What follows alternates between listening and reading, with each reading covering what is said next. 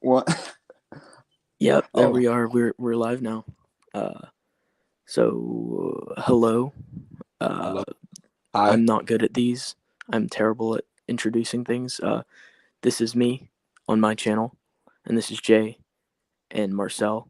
Hopefully Yo, they'll do all the talking if my mic gives me trouble. But we're just here you're to just kind of converse. Oh no, I gotta talk to Marcel. yeah. Sorry, your You should your have been. um You should have been your mic warned. is completely fine, so I can hear you completely fine. Yeah, yeah, yeah, Oh, that's wonderful then. yeah, yeah, Yeah. yeah. Oh no, I Let's gotta see. talk to Marcel for like a long time. Yeah, you might learn something. You got to be careful with Marcel. He educates you. He's sneaky like that. Oh yeah, he's gonna indoctrinate me with I don't know with his Canadian ways. I don't know. You might learn something about peace, compassion, and Maple how syrup. to treat your fellow human. Yeah, yeah.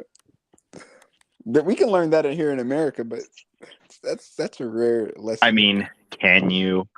I'm just kidding. I'm just kidding. Well, I'm sure the Marcel, lessons we got to pay you for the lessons. you could It's teach probably us free over about there. maple syrup and hockey, Marcel. Uh-oh. That's Man. exactly right. Sorry, I had to Oh, mute myself so I didn't die because I'm just still getting over a cold. Oh, you see, ah, I'm getting. yeah. I caught a cold because, like, I go outside to go to the, get to the bus stop for school, and it'd be Mm. like 30, 40 degrees, right? So here in Michigan, if they decide to do here in Michigan, let it be 70 degrees today. What? How do you switch from 30 to 40 now? Just I want to be 70. Hold a Yeah, second, hold a second. Wait, you're going to have to translate these to Canadian temperatures because 30 to 40 degrees is like the hottest summer of my life. Okay? yeah, well, 30 and I 40 always heard degrees that if is you pretty cold. Well, Okay. hmm 70 is it's pretty warm, pretty timid, you know. seven 70s I think would be like 30s, 40s. I don't know Mhm. exactly. But Celsius to Fahrenheit, Oh, Here, Fahrenheit's a you I guys can certain. look use it up right now. Celsius? 70 degrees Fahrenheit in Celsius is 21. So that's like a regular summer day in Toronto. Like you're I know. mild. That's what Michigan was today. Yeah, Which is weird. 2 days ago, where I'm at, we were like 20s, 30s Fahrenheit, and Hmm. then today we were like 70s Fahrenheit. It went from being winter, uh, for all intensive purposes, to being summer. Like Yeah, you just said, like it's so crazy. yeah, yeah. It's I so mean, so weird. they call it like an Indian summer. An Indian summer? That's Yeah, interesting. that's what they refer to it as. It's like because the Native American Indians would wait Hmm. to plant their final crops because they knew that there was going to be a last wave of heat after the first cold came. Ah, So they taught the settlers to wait for like the Indian summer the to Native to. Americans were too kind to the settlers. They They were didn't have so to tell kind them and that. they weren't repaid at all. They were repaid Yeah, with brutality. yeah. They Just they didn't have to yeah, tell them about the weather patterns, but they still did. That's and they respect. paid the That's price for it. Oh yeah, definitely, definitely Yeah. paid the price. It's a shame. It's so Stupid. weird. Yeah, I was at. I thought about it, and I'm looking at like all this, like the buildings around me, and I'm just thinking like, all of this just used to be forest, and tribes used to live here, and now it's all gone. yeah. It's It's like we move into your country and yeah, give you tiny piece of land. Do you yeah. accept the deal? Like it's not Did they have fair. a choice though? No, they didn't. It's like, do you? We're gonna give you these dry, reservations. But what if we say no? Well, you're gonna have to move anyway. So, what can you do, right? I know in Canada there's a lot of indigenous people there.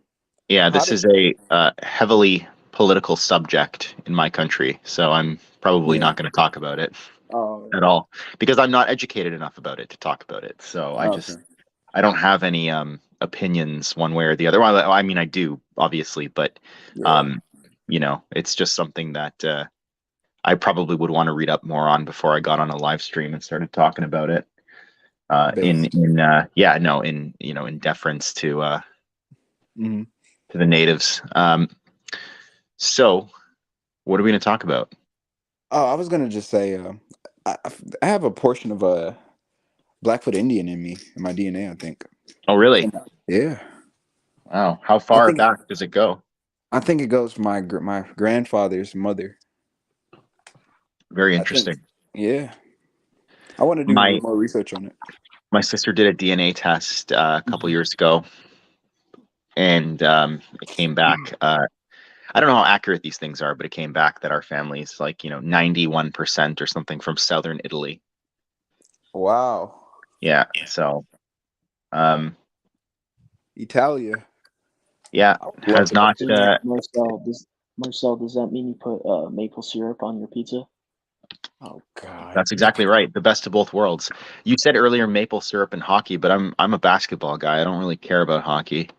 I've never really found it to be. It's actually a pretty dynamic sport, but I've always gotten kind of dizzy trying to watch the puck and see where it goes. So Were you drinking Yeah, while watching? hockey's not my favorite, and yeah, it's sad, but baseball's kind of I don't enjoy watching it as much as other sports. Like I want to enjoy baseball, but I just Uh-huh. find a lot of other sports more entertaining. Yeah, definitely. Football and basketball is just I feel more entertaining than soccer. I feel like those are way more entertaining than watching baseball. I don't mind Not the occasional soccer game, but it has to be something that I like. It has to be like a World Cup or a Euro Cup or yeah, something like that. yeah. I don't really watch any regular season.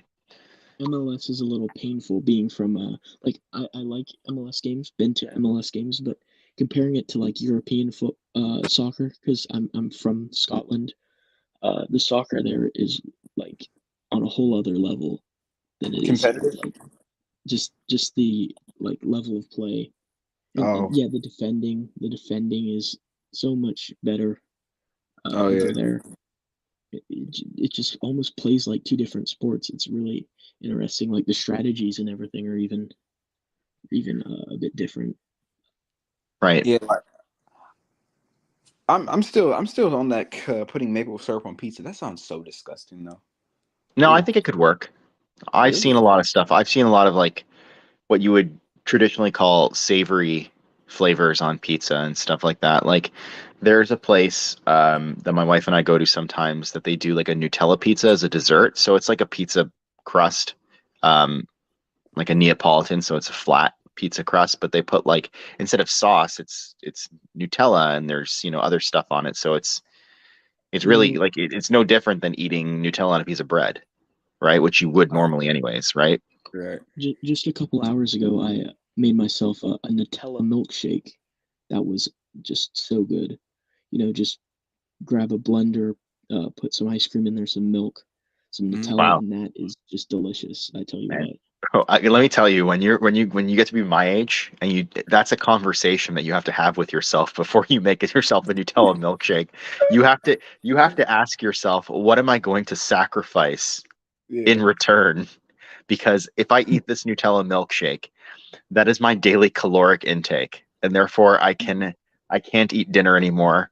I probably have to go for a jog. You know, Yeah, and I had like a pint and a half of Nutella milkshake. Yeah. So And then so when you're that's done with we're that, looking at go to 3 Burger. days. I used to have these like cheese-filled sausages when I was your age called That sounds grillums. amazing.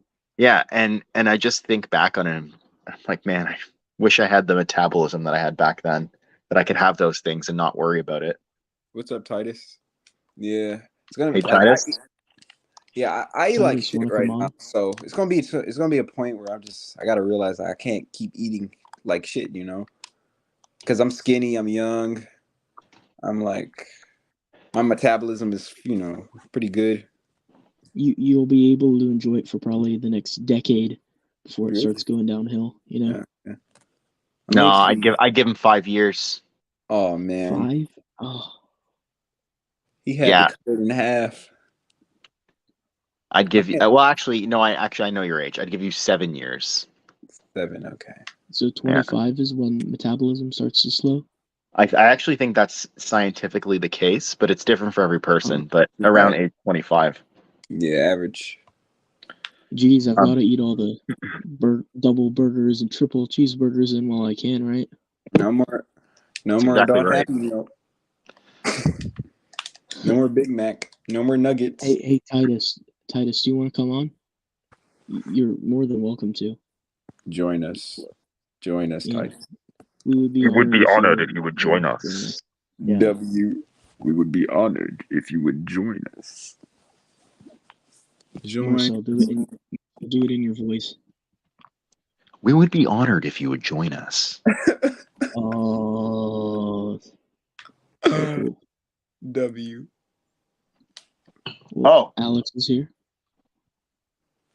Pig, if you actually join this stream, Please. I would roll out a literal red carpet for you. Pig. Has he ever joined the streams before? Yeah, I would be honored if he joined for the first time here. That would be amazing. Pig, do it. That would be great. Do it. Oh shit! I'm about to sneeze. Hold on. I'm sorry. I didn't expect it. Yeah, for sure, Pig. It's okay. You do you, man. So, what has everyone been reading? You said what?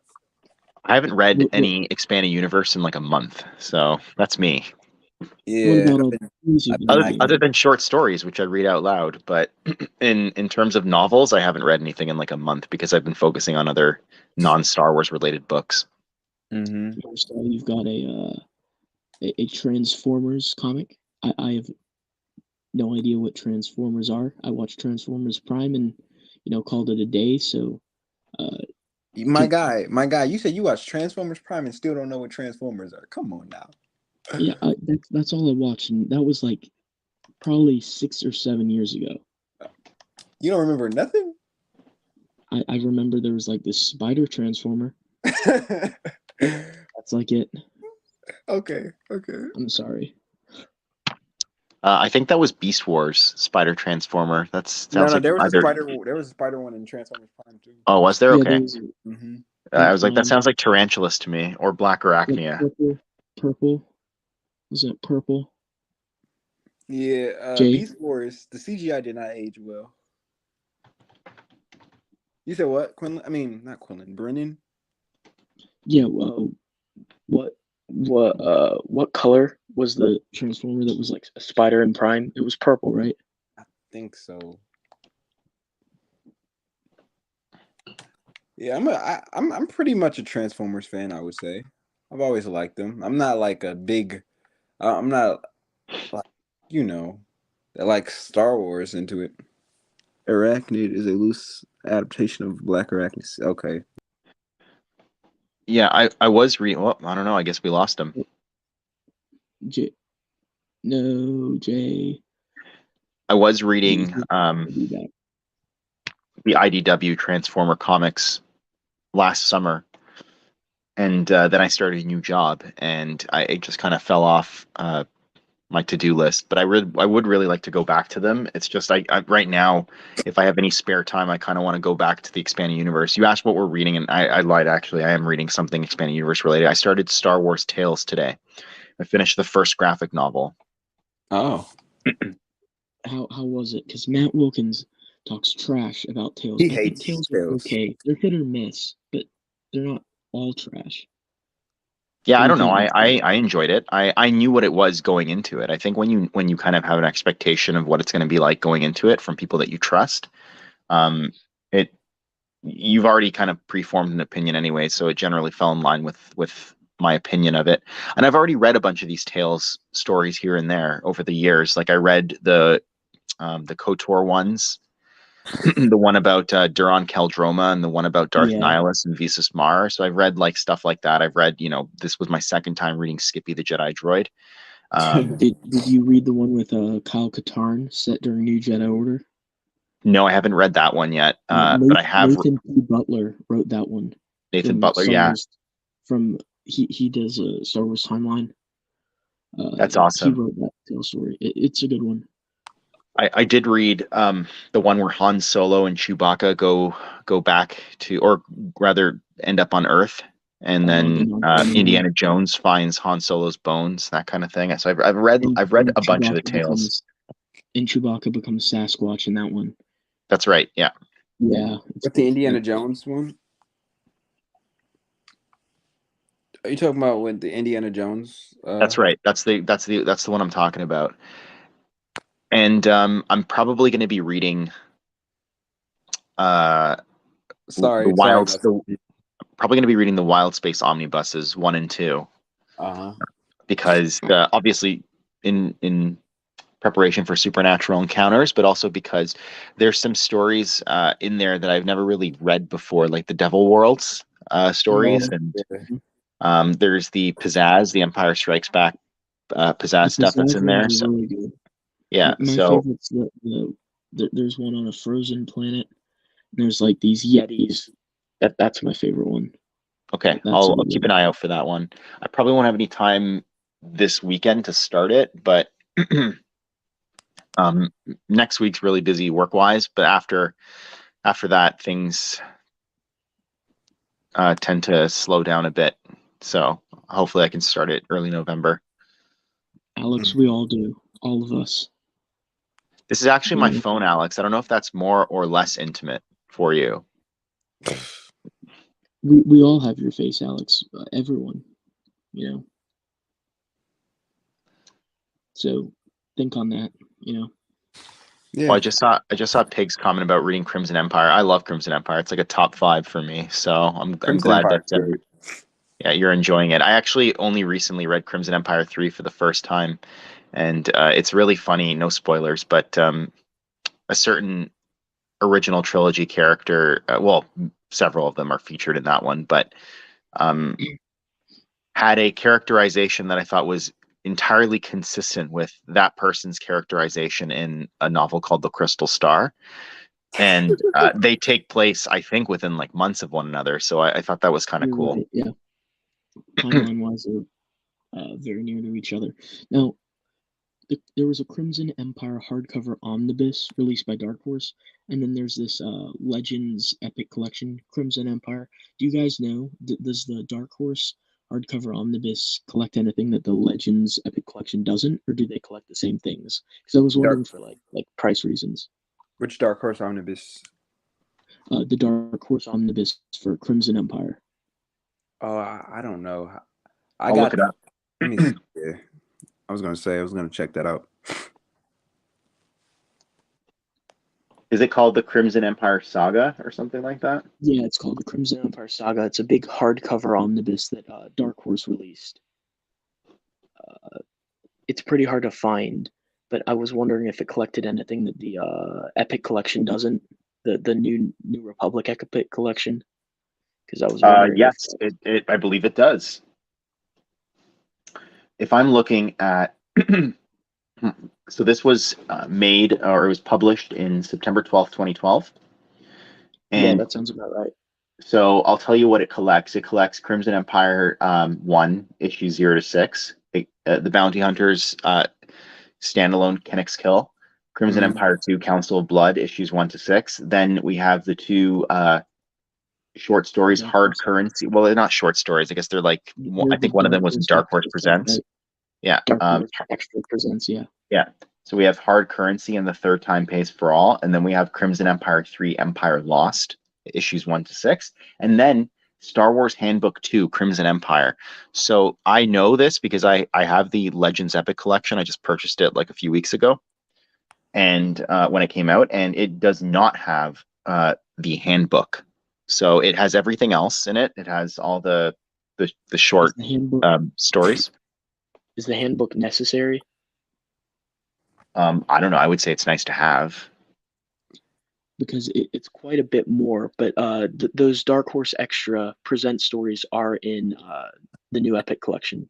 They are. Yeah. Okay. Okay. The handbook, I Just- don't know that it adds anything new to the EU, but as Right. a collectible, I would still want it. So I mean, it's actually, now that I think about it, I may not even have that handbook unless it was no, it was only ever collected in the Crimson Empire saga, the one that I was just talking about. So Yeah, I might but have to find it on eBay and that- spring for it. the Crimson Empire Saga hardcover omnibus. Last time I checked, it was $80. I'm not going to repurchase it. I already just got I got it on I got the Legends Epic Collection, which I don't normally do, because I have all these in Dark Horse Omnibus format, most of these. But there's some stuff like there's a couple Legends Epic collections that I wouldn't mind getting. So there was the Crimson Empire one that I wanted, and I think early next year they're coming out with the one that collects Jedi versus Sith as well as the Knight Errant comics, and I want that one because my trade paperback of Jedi versus Sith is on its last legs. Okay. Oh, what happened? Oh, he's back. Marcel? Sorry, what were you saying? Oh, I was just revealing the secrets to the universe. That's okay though. You didn't need to know. It. But, I missed some Canadian wisdom. Oh yeah. man. No, I was saying that I wanted to. I don't really care about the Legends Epic collections because I already own all these either in issue or Dark Horse Omnibus format. But I really would like to get the the one that collects Jedi versus Sith, which I think comes out in March of next year. Right. Yeah, it has Knight Errant too, right? Yeah. Just for Jedi versus, I kind of feel the same way, but only because I own all the Knight Errant comics as single issues. So I do as well. Yeah, I don't feel the need to repurchase them. I actually like the comics, and I haven't read the novel yet, but I heard it's not great. I know, like Brennan in his intro video for his reviews has it when he has his thumbs down. So Yeah. Yeah, the novel's terrible, honestly. But the comics are just as bad to me. I like the Sith.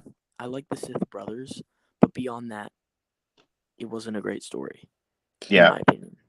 I heard Matt. He was talking shit about it. What did what did he say about Kara Holt or something? Isn't she like the main character of that book? Kara? Yeah, I think I actually don't want to misrepresent Matt's views because I don't know them off by heart. But I think really the issue with Kara Holt is that she's just she's not really a unique character. She's kind of like a stock heroine. She's incredibly bland. Yeah. Which is unfortunate. Now, I always like to have consistency when I collect comic runs, so I want to have them all in trade paperback or them all in single issues. Right. With Knight Errant, I have the first arc in single issues, I have the third arc in single issues, and I have the second arc in trade paperback.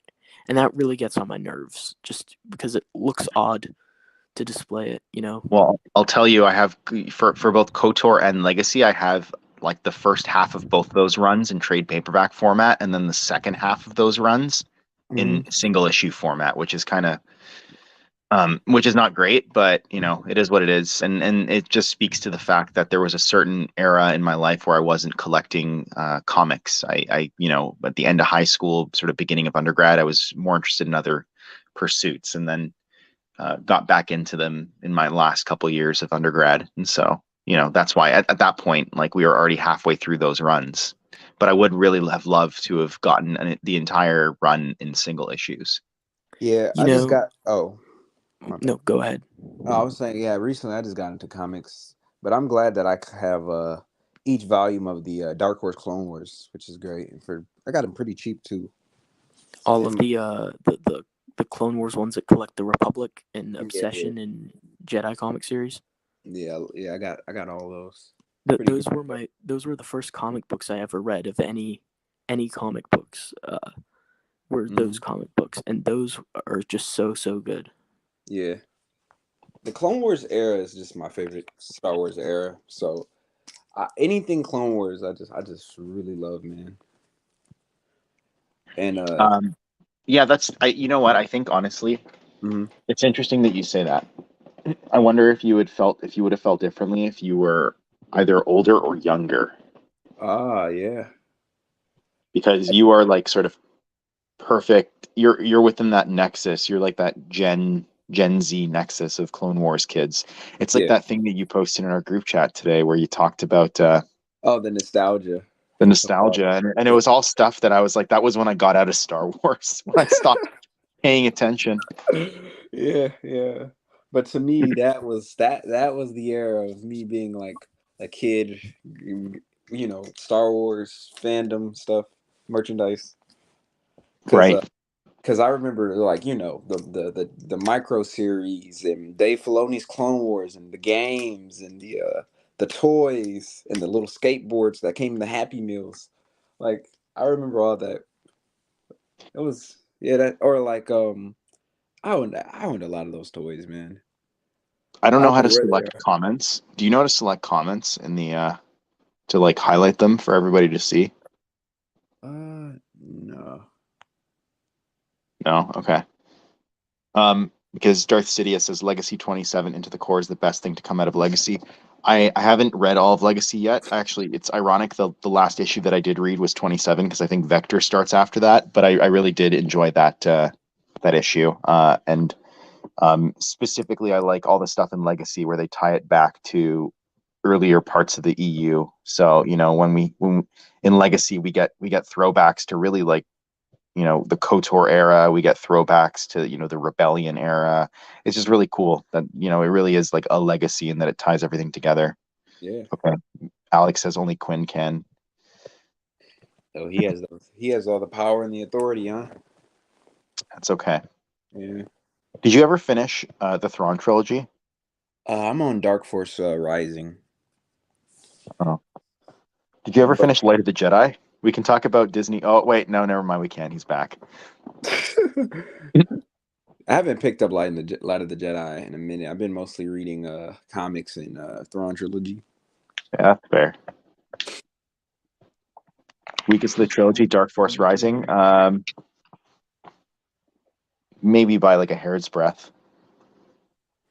Yeah, well, yeah, it's the middle part. It's mostly trying to set up for the Last Command. I don't know. I think all those books are really good. Yeah, And I don't actually even really care for Timothy Zahn, but I think all those books are good. So I like Timothy Zahn's writing. I'm more interested to get into his lesser known books well, I want to say lesser known, but everyone talks about Thrawn trilogy, Thrawn trilogy, Thrawn trilogy. I want to see Allegiance, Choices of One, Survivor's Quest. Allegiance's Choices of One are pretty boring, but Scoundrels is his best novel, and it's one of my favorite EU novels. it's a hot Really? take. Yeah, So that check is a that hot one out. take. Like that one's just so good.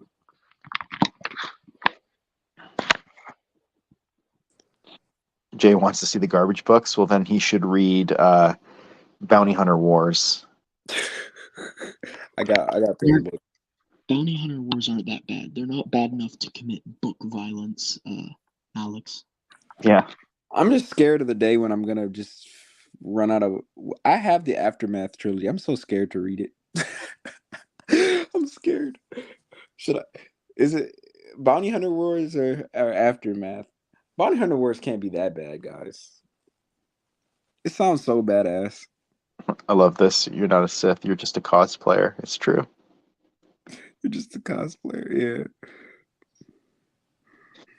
I I, know, I love Alex. how Mhm. John. I think. Wait, sorry. It's John Ostrander who did Legacy, right? Yeah.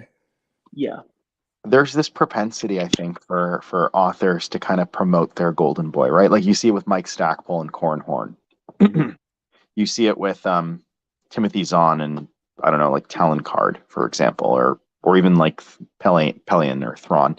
Hmm. But John Ostrander, I mean, I know he didn't create um, the person who Darth Krayt eventually, or who the person who Darth Krayt was before he became Darth Krayt, but it's just so funny how he just takes a strip off of like his own antagonist in those comics Hmm. and has like all the other Sith tell him just like how unsithly Mm-hmm. he is. Yeah, it's great. Your It's brain will go boring, herkly isn't it? jerkily zigzagging and drunkenly careening while spiraling out of control. Chuck Wendig has entered the chat. Chuck Wendig. Chuck Wendig. I heard he was saying that Tolkien was overrated or something. Yeah, he would say that because his stuff is better. So that's why. That is the most okay. I'm not saying that he has to like Tolkien, but gee, I'm trying to hold back words. Just shut the fuck up, like, please, just please no. Why do you got to talk? Just please be quiet, Chuck. Just like why? Yeah, Like, I was reading a bit of The Hobbit today to my daughter, and I was just like, man, this is so good. I mean, she was, maybe she didn't agree, but Tolkien is the GOAT. because like, what is? He's like, oh, I don't get why Tolkien is just so like regarded. He's so overrated. Yeah, because Chuck Wendig is just the greatest author of all time. Yeah, parents, be sure to check your kids' Halloween candies. Chuck Wendig might be hiding in one. I love that. Threatening to Parents, check your kids. I found a Nogri assassin in one of the rappers. I found a Nogri stat, yeah, threatening to, infect their minds with terrible Star Wars books. Yeah, yeah. Check, like, parents, check your kids' candy. Do people really put a lot of stuff in wrappers? Because that just sounds like a lot of extra work to do. That you gotta get the candy and wrap it, and then put something in it, and then wrap it back up, and then you gotta serve it. Like that sounds like a lot of work. I don't know, man. All I know is that um, Halloween candy is the greatest and worst thing ever. Yeah. Because it's just like for Canadians, at least, it comes like right on the heels of Thanksgiving. So it's like, oh great, there goes any attempt at a diet. Mm-hmm. And then you just kind of crash into December, and you're just like, okay, well, I guess it'll start in January. Marcel, could you enlighten me? Do adults do Halloween candy? What do you mean? Like what? Like Like, do you go crazy for them? Are you Or really do you excited to get your Halloween candy? Like, because sure. I mean, like I don't go door to door to collect it anymore. But if my daughter brings home a bunch of candy, like I will absolutely take. Yeah, I'll steal it. Yeah. I love that you admitted to it.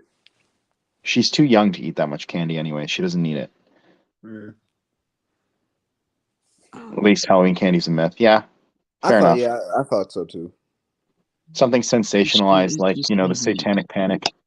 Oh It's just yeah, kind of a legend. D&D. There's nothing concrete. Yeah, Maybe something here or there, but it's really nothing. In fact, I would say that there was really nothing until people started spreading panic about it, and yeah. now it's more likely that could actually happen just because people talk They about made doing it. yeah, So it might give people the idea to do it. yeah. I don't think it ever happened, but it could potentially happen now Now, because everyone's brought it up. right? But yeah, you know what D&D stands for? Devils and demons, man. Oh yeah, they had to Demon. rename Devils and Demons in early D&D to the devils are the Batezu, and the demons are called the Tenarii. And that was how they kind of got it past the censors. Yeah, But everybody yeah, knows like what they are. Like if you play the game, yeah. there's devils and demons and stuff like that. So it's all just part of it's all fantasy. It's not Mm. it's like anything else in life. As long as you're able to separate fantasy from reality, you'll be fine.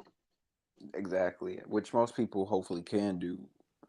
And like, have they not seen someone play Dungeons and Dragons? Like, have they ever just like the game is literally just about having fun and cooperation. There's no evil motive.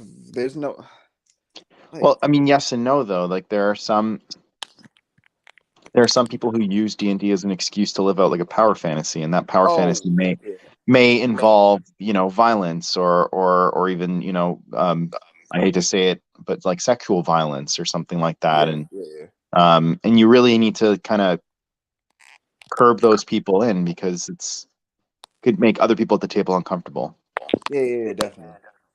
Like I hear a lot of DC I mean not D&D horror stories basically of some crazy stories that happen at the table of a player or weird DM or something. Yeah, I Yeah. mean, and there's especially like when you get opposite genders into the mix, and if the Hello? crowd. Yeah. Hello. Hello there. hey, how are you? Who was that? Was that you, Does my Tidus? does my audio sound canned? It sounds great, man. Yeah. Perfect. Well, You can run interference. I'm gonna go find some Halloween candy in our storage room. I'll be back. Halloween candy. It's too early for Halloween, isn't it? Yeah, but we bought some to stock up so that we can give it out to kids. But I'm gonna bust it open and start eating some. So, anyways, you guys talk. I'll be So back you in a stock second. up a few weeks early. Tidus, Like, they also have. a few weeks early. It's Halloween in like 8 days. Yeah. Bro, I Tidus, haven't kept up the calendar, but we saying Quinlan. Tidus, speaking of early, they've had their Thanksgiving already in Canada. Yeah. Nah, that can't be. That No, can't they be. have. Canadians have weird customs, man. They're like foreign creatures. Canadians built different. Mm-mm. No, they are doing different. I respect it though. Thanksgiving is my favorite holiday because I'm a fat ass. I love you too, Alex. So how are you, Tidus, Tidus? are you cheating on me? Tidus, how's it been going, Tidus? You been doing good? All right, decent. Are you Reading passing? Reading any EU as of late? Nah, man. I just haven't been feeling it. Like I tried Rogue Squadron, Hard Contact.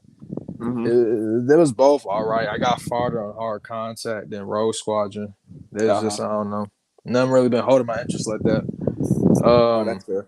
I picked up a few things that was pretty cool though, like Marvel Ultimate Alliance. Y'all know what that is. Oh my god. Yes, sir. Oh my god. Great game. How did you get it? Where did you get it? Wait, where did you get it? Bro, let me tell you this. I got it at a GameStop, bro, and they had it for $10. It was a steal. Oh my! They didn't know what they had on them. They didn't know what hilarious. They didn't know. They didn't know what they had on. Fucking idiots. They didn't know. It's crazy. And I was doing some history on it, like looking into it. That Hulk is an Xbox exclusive. I think that he's he's an exclusive just because he's green, and green's associated with Xbox. But I think that's dead. That's so stupid. All right, so Moon Knight is an exclusive to the Wii because the Wii is white and Moon Knight is white. PS5 is white too. Oh yeah, the PS5 is white as well. Yeah, Marvel Ultimate Alliance Remastered coming to PS5. Is it really? No, I'm joking. Oh, no, I'm joking. My dumb ass was about to get it. I was about to be like, oh really? Activision too greedy for that, unfortunately. Man, Ultimate Alliance is that's right, Darth Sidious. That is very true. That Knight Errant, it does herald to that concept that George had with like the warring Sith kingdoms. Yeah, Ultimate Alliance, man. I think we're going to see that in the new canon. We're going to see the warring Sith kingdoms or Sith in control of the Republic. I think so. Yeah, not Errant specifically, but I think we're going to see that. Maybe. Yeah. Also, Jay, have you ever played the Cybertron games like War for Cybertron, Fall of Cybertron? I wish. Bro, I picked up Fall of Cybertron, bro. I had ordered it off of eBay for $33. It came yesterday. I played that all night. That game, that's legendary. Yeah, the game's pretty sexy, man. It is. They made Grimlock an absolute Chad. What's your thoughts on the live action Michael Bay movies? Bro, don't get me started on that, please. We can go. Where can we start? We can start at Einstein was wrong. Einstein was wrong. Enemy scrotum, or like what's another one, bro? Enemy scrotum. Like what's another dumb line? Hear me out though. Those movies are stupid as hell. Yeah. But I enjoyed those movies. I can watch those movies and I can just. I'm telling you, if I were drinking and I was just watching movies, it will be so much fun. How chaotic they are, bro. They make no sense. Don't get me wrong. Like they have great action scenes. Like I give Michael Bay shit, but like those fight scenes are really good. Yeah. I love Revenge of the Fallen, despite it being like the most hated out of all the movies. I don't know, just something about it. No, I respect Michael Bay. He's a very simple guy. Me and him have He's a simple one. He likes titties and explosions. I can respect that. It is true. Yeah. I do think it's process in a completely serious tone. I think that his process of making films is kind of dumb. The dude prioritizes action over plot. And I found out something. The show writers of Transformers Prime wrote for Revenge of the Fallen and Dark of the Moon. What? But the reason why the movie's plot is so terribly executed, studio interference. Yes, because of Michael Bay. He wanted the action first, and then the plot that comes second.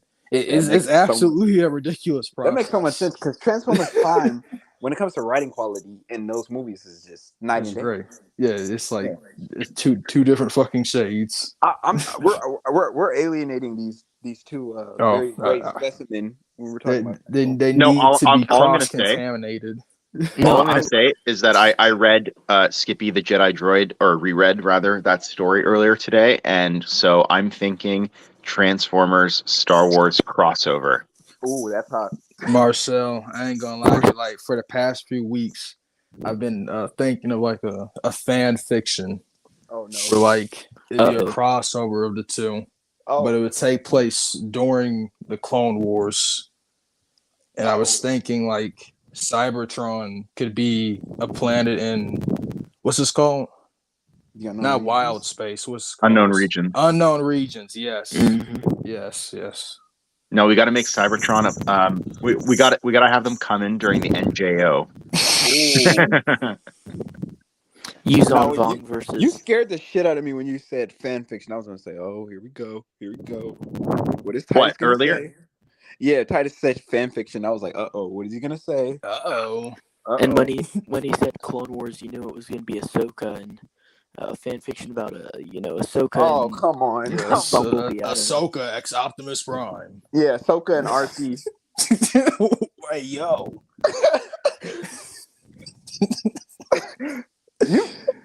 Y'all unleash the beast, man. Bro, the Transformers Prime fan fiction goes stupid, bro. You gotta look into that. Does it really, or are you being sarcastic? Bro, I'm being for real. The Transformers Prime fan fiction is so wild. Is it sexually wild or? Yes, bro. It's sexually wild. The little girl Miko. I swear to you, bro. Stop. I don't. People are crazy. I know this is something with Asian Fowler. No, I don't want to know. Yeah, let's just leave it at there for now. Let's segue out of this.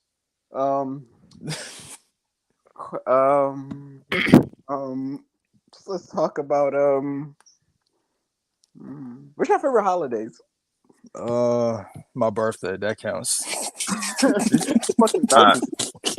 My favorite holiday is also Tidus's birthday. That's Life the Day. best one.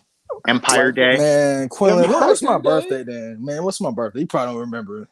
Yeah, no, I don't know. Exactly. When is your birthday, Tidus? My birthday is a Star Trek holiday. April 5th is the day the Vulcans made contact with the humans. You mean First Contact Day? First Contact Day, exactly. Yeah, I know nothing about Star Trek, so I know what you're talking about. Star Trek. Why are you depriving yourself of one of the greatest sagas ever in sci-fi? I don't know. I watched a little bit of episodes of the first series, but that's about it. Star Trek movies and shows are way better than the Star Wars movies and shows. I know that's controversial, but it's true. Is this true? Is this for real? I don't know. Is this dead serious? You can't. This is all of us here are this is all about Star Wars, and you're gonna say that you're treasonous. No, the only reason I like Star Wars more than Star Trek is because of the EU. Remove the EU and Star Trek beats Star Wars. I'm sorry. That's a take. I can like both, but remove the EU and Star Trek. You may is fire way when better ready. than Star Wars. You may fire when ready. You may fire when also, ready. Sidious, you are correct. The Michael Bay tie-in comics are much well written. I got one of those tie-ins. Yeah, they're good, and novelizations are even good too. Surprisingly, because I think the first two are wrote by Alan Dean Foster, and yeah, I know Alan Dean Foster. His work varies from garbage to Approaching Alex. storm. To approaching storm.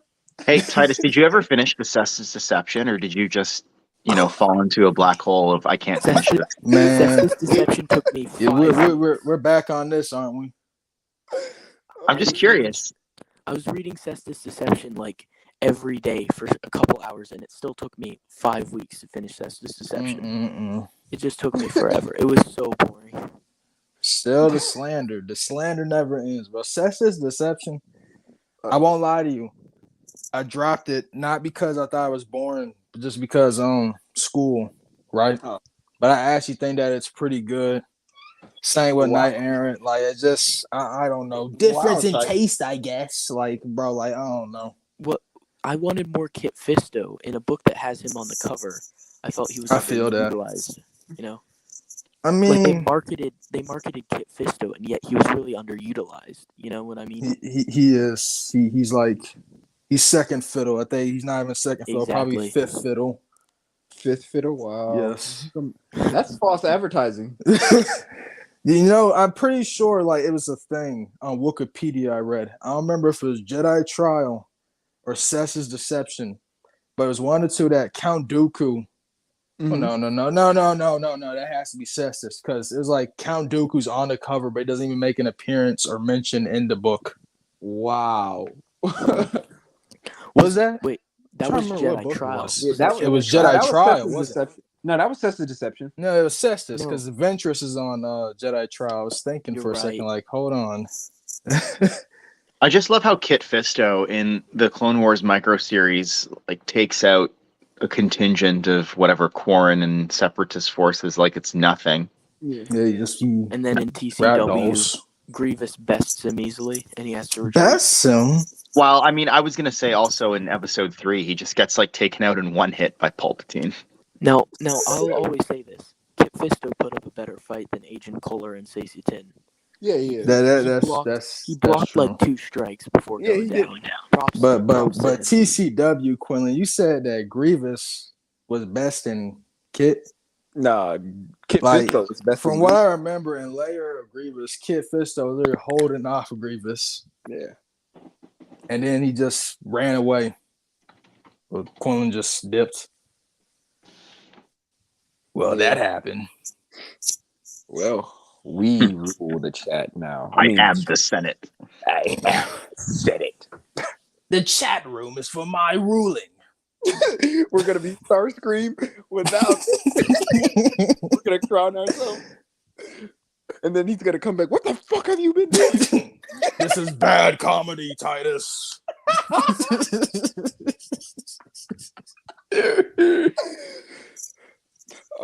I love that. I love that. Starscream is that kid where his parents leave the house for 1 second. He's just like.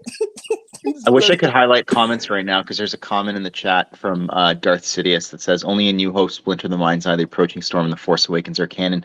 I have literally seen people on message boards question whether or not Alan Dean Foster created Star Wars because he wrote, he ghost wrote the novelization for A New Hope. So.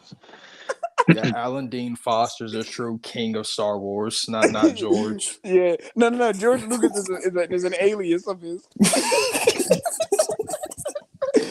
Alan Dean Foster's the Sith Lord we've been looking for. Alan Dean Foster is Darth Tyrannus. That is true. Yeah.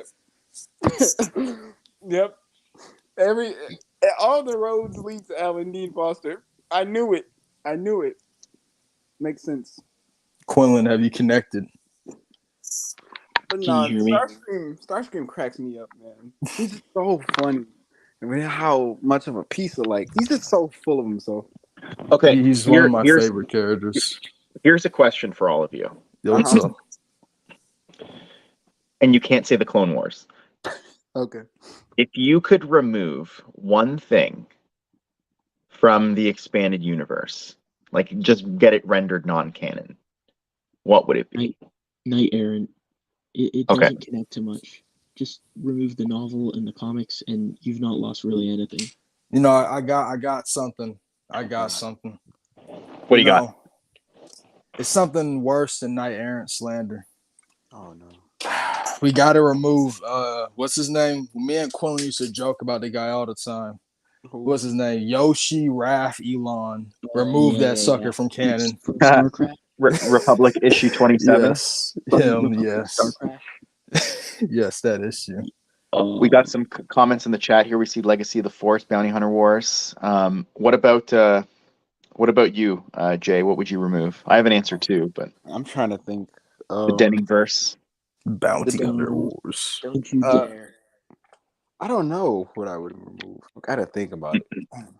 Okay, I talked about this earlier today or yesterday. All the days blend together, but I would remove the Force Unleashed 1 and 2 from canon. Oh, damn! They don't link to anything else at all.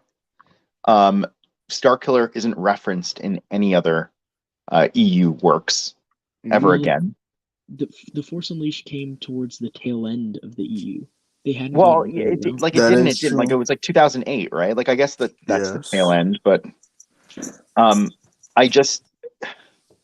think that Starkiller should not exist within the EU canon, or if he does, that he should have existed long, because he exists too close to the original trilogy for me to believe that there's a guy with that much raw force power running around, helping create the Rebel Alliance, all this crazy stuff, and never gets mentioned again. It doesn't make sense to me. He's a video game character.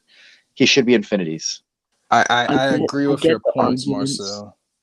I've always understood those arguments, but I like the games. I like the story. Same. I think it works. Like, even Emperor Palpatine is like, wow, this is power like I've not seen in a long time, So even the reader or the player of the video game sees that Starkiller is OP, but so does Palpatine. And for Palpatine to say it, like, made me feel more like okay with such a raw and powerful individual being around at this time. Because even Palpatine was surprised. So I thought it fit fine.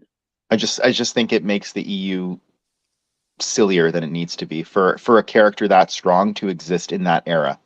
Marcel. Yeah. If you think that's silly, then what about the concepts of X1 and X2? Oh gosh. I mean, do you know who those are? Yeah, I do. Same thing. Like X2 literally rose to be an emperor, or was that X1? I keep mixing up the two. Emperor of what? It's of some imperial remnant. I don't know. Oh, I literally don't know. Oh, what the X1 was the villain. X2 joined Luke's Jedi Academy. He's a usurper. Yeah. He's a usurper.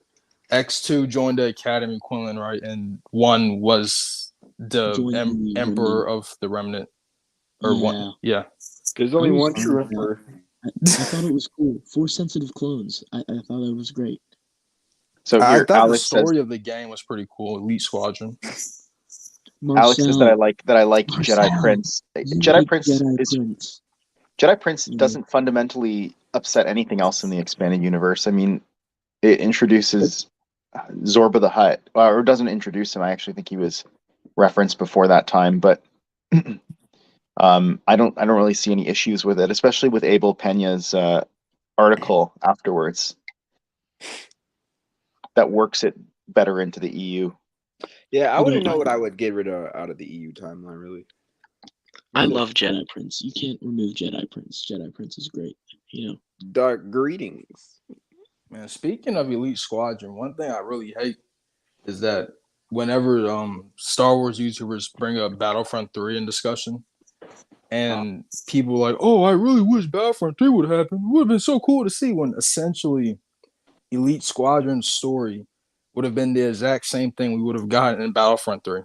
But people discredit or don't even acknowledge Elite Squadron for some reason. I think what people wanted to see is like more planets and that feature of having a space to ground. Yeah. But the thing is, that's in the PSP version of Elite Squadron. I can understand that maybe they discredited because Elite Squadron was only on DS and PSP, and it's not actually a console release. So I guess it invalidates it as a game. Like, I don't get it. I really want Lethal Alliance and Battlefront Elite Squadron and Battlefront Renegade Squadron to be released on like the Nintendo Switch or something like that, because That the would be Nintendo nice. Switch is re-releasing so many of those old EU games. Yeah. I want Bounty Hunter, and I want the Obi-Wan game, and I want Elite Squadron and Lethal Alliance, because it's really hard to play those games when you can only get them on like a PSP or a DS, because I don't have a Nintendo DS or a working PSP anymore. My PSP's battery completely broke, so like Does my mic re-releasing sound games. fine? Yeah, you You sound sound great. pretty All good. right. All right, because my phone's on the charger and I was literally on like 2%. I should have I always charged my sound phone the beforehand. worst. Like My no phone one is can at ever hear me. 24%, so it's charging. So I'm doing pretty good. Your phone is on life support though, so I'm No literally one can dying. ever hear me. No matter what I do, it's my internet and my software, and not having a good setup, I can never be heard. So I guarantee that you sound way better than I do coming through from your end, Tidus. I wanted to ask you guys, what's your favorite species in Star Wars? Because like I think that's a fair question, and it's exclusive to the EU, because there's a wide and vast variety of intelligent life forms in the expanded universe, and so many unique and interesting ones. And I wanted to know what ones stuck out to you guys. Man, I got a whole tier list. Oh, you got a tier list, my guy? I mean, does it have to be EU? What's your S tier? I want to hear your S tier. My Yeah, S yeah, tiers. All right. So for S tiers, we got Nautilons. Promises not Kit Fisto bias. What else? We got Well, Nautilins are in the movies though too, so it's not exactly that it's is not EU true. exclusive. That I was gonna ask. Did you only want me to mention like EU? I was looking for EU exclusive answers, but Nautilins are really cool, and the EU expand. The EU does expand all those species more than the movies ever does. So That is true. Yeah. Togrutas are pretty cool. I like Shakti and Ahsoka. Please don't kill me for that last part. I like Ahsoka too. So That is true. I never hated Ahsoka, but I never loved Ahsoka. She was just kind of there. In my opinion. Ethorians. Alex is the sole reason I love Ethorians. Like, it's the Hammerhead's tale in Tales from Mos Eisley. That's so good, man. And Alex recommended me read it. And it changed my entire perspective on the Ethorians. I was like, dang, these are some cool dudes. Like, crazy. My favorite thing that an Ithorian appears in is definitely in Clone Wars, the micro series 2003. When Lauren Karab just blasts battle droids away with his gills. Yeah, that's so great. Yeah, that's pretty unique, man. I love that scene. Was awesome. What's next? What's next? I guess an EU one, Kalish. Kalish technically counts since Grievous is appeared in the EU first. I'm not gonna say Chiss. I'm not gonna do that. What do you mean? I mean, I don't really like Chiss, to be honest. Chiss are overrated to me. Yeah. Oh my god. That's my sentiment as well. I think they're cool, but they're not as cool as others out there. Okay, that's fair.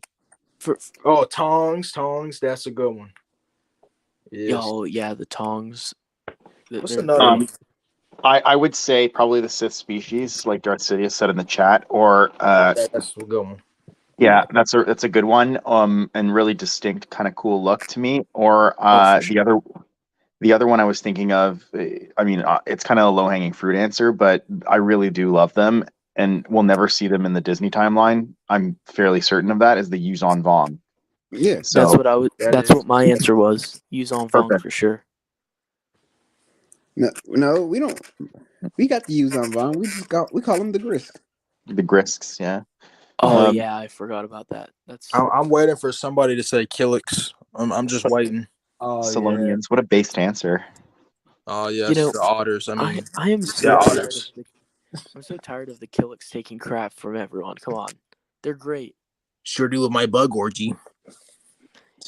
Yeah, that's what makes them great. You know, it's these little things that make them so unique and quirky. Speaking of the Killix, where's that like buzzing sound coming from? Is that on my end? Yeah. I think that might be me because my phone's on the charger, but I don't know. It's like a crackling electrical sound. I heard that initially, so I don't know where it's coming from. Mm-hmm. Oh yeah. Faline, Prince Shizor. That's a good one. What about what are they called? Zeltrons? Zeltron. Deltrons. Oh Yes. man, Yes. you picked Zeltrons, huh, Jay? Very interesting. Jalaya Blue. Mhm. Hey man, I'm 18 years old. I'm young, you know. Those I think they're pretty based. The I like Goliath Blue's cool, but also what's the Zeltron in the original Marvel comics? I Alex don't has know. just been reading them. It's Danny, I think. Correct me if I'm wrong, but Zeltron's first appeared there. Man, we talking about Zeltrons, but we ain't gonna talk about the Nagai.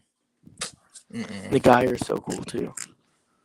Or Darth Nil is one of my favorite Sith by like visual design because I think Darth Nil looks really cool. He looks like an orc almost. What's Darth Nil? What's his race? Nagai. Nagai. Really? Yes. Huh, I didn't know that. Yeah, it's a really cool connection to the original Marvel comics. That's great. Anzadi are awesome. I love Anzadi. What about the Sea Ruvi? Oh yeah. I always pronounce them Cyruv, but I'm pretty sure Tidus's pronunciation is the correct pronunciation. Yeah, I always said it different from everyone else. But then there's also Cyrup and there's Poek. Like, how do you pronounce like? I don't know. I know there's a pronunciation guide in the Essential Guide to Alien Species. They have it listed in there. Or I don't know this. You guys know about the Tishar? The what? Tishar? The Tishar. Tishar. My screen. They're basically Cyruv. Is that how you pronounce it? I don't know what that is, man. Yeah, there was another Saurian race that show up. Maybe it is the Tishar. Are they the ones in Empire? Yes, I think you're right. Oh, I never read that deep in Empire. I wouldn't know. Where Darth Vader goes to their planet and yes, you're correct. They're like a highly it's almost like a Game of Thrones society where like being a leader means that you're about to get stabbed in the back or die or something like that. I think that's the Tishar.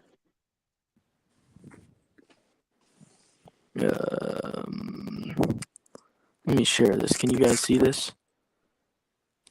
Let me add What that. about the Rakata? Yeah. Oh, the Rakata's cool. Or the I Qua. think they first. The Qua. Yeah, That's a good one.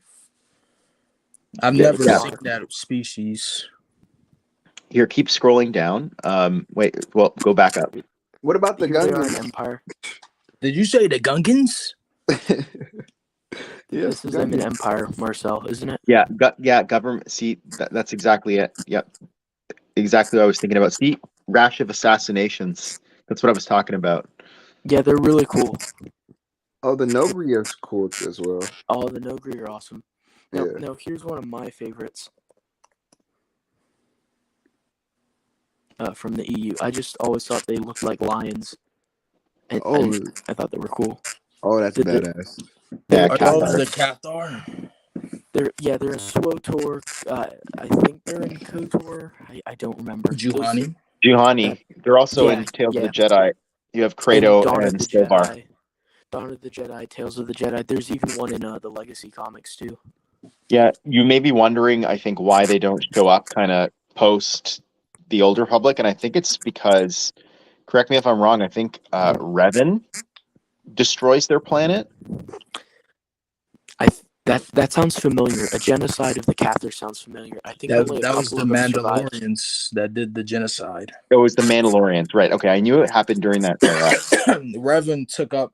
He became Revan because of the Cathar Because genocide. that's exactly what I'm thinking of. Yeah, I remember he becomes the Revanchist leader. What about these guys? Do you guys know the I love how Jedi? the top search in Wikipedia is breast. I just Because of the controversy. yeah. What controversy? I don't know what the Jebi are, but they remind me of that sentient species of jellyfish from the Clone Wars Adventure comics. Wait, what's the breast controversy? It was like a Twi'lek. It's on Wikipedia. It's that they have a page for that. That people argue then you might as well have like a page for arms, like legs, hair, eyes, etc. I thought you were talking about the imagery that used to be used where it was like a it was like a Twi'lek that had a visible nipple. If I'm not mistaken. It was Isla Sakura. It was from the Art of Star Wars guidebook, I believe. So it was official art, but like it was controversial.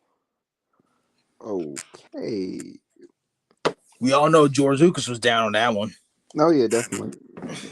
Jay, what's wrong with the Jebi, man? Stop hating on the Jebi. I learned about them because of Brennan's video. You said, am I hating on the Jebi? Yeah, you're like, okay, you're all skeptical about it. Wait, what happened? I thought it was from No, I was saying, no, I was talking about the breast thing. Oh, okay, I see. Sorry. Yeah, I'm like, the breast thing just kind of blew my mind. Or maybe I was talking shit about the Jebi. Maybe. Look at these guys. do you see this guy? Yeah. Is that a crate dragon? Cool, right? No, you beast thornback dragon. Oh. See, so these were all from a design an alien contest. Where fans submitted art for aliens, and they were printed in the Galaxy magazine with little story write-ups, paragraphs detailing biological information on them. And Leland G said that all of the aliens published were considered official expanded universe canon. So fans got to like contribute aliens, including the design that would become Yoda's master actually came from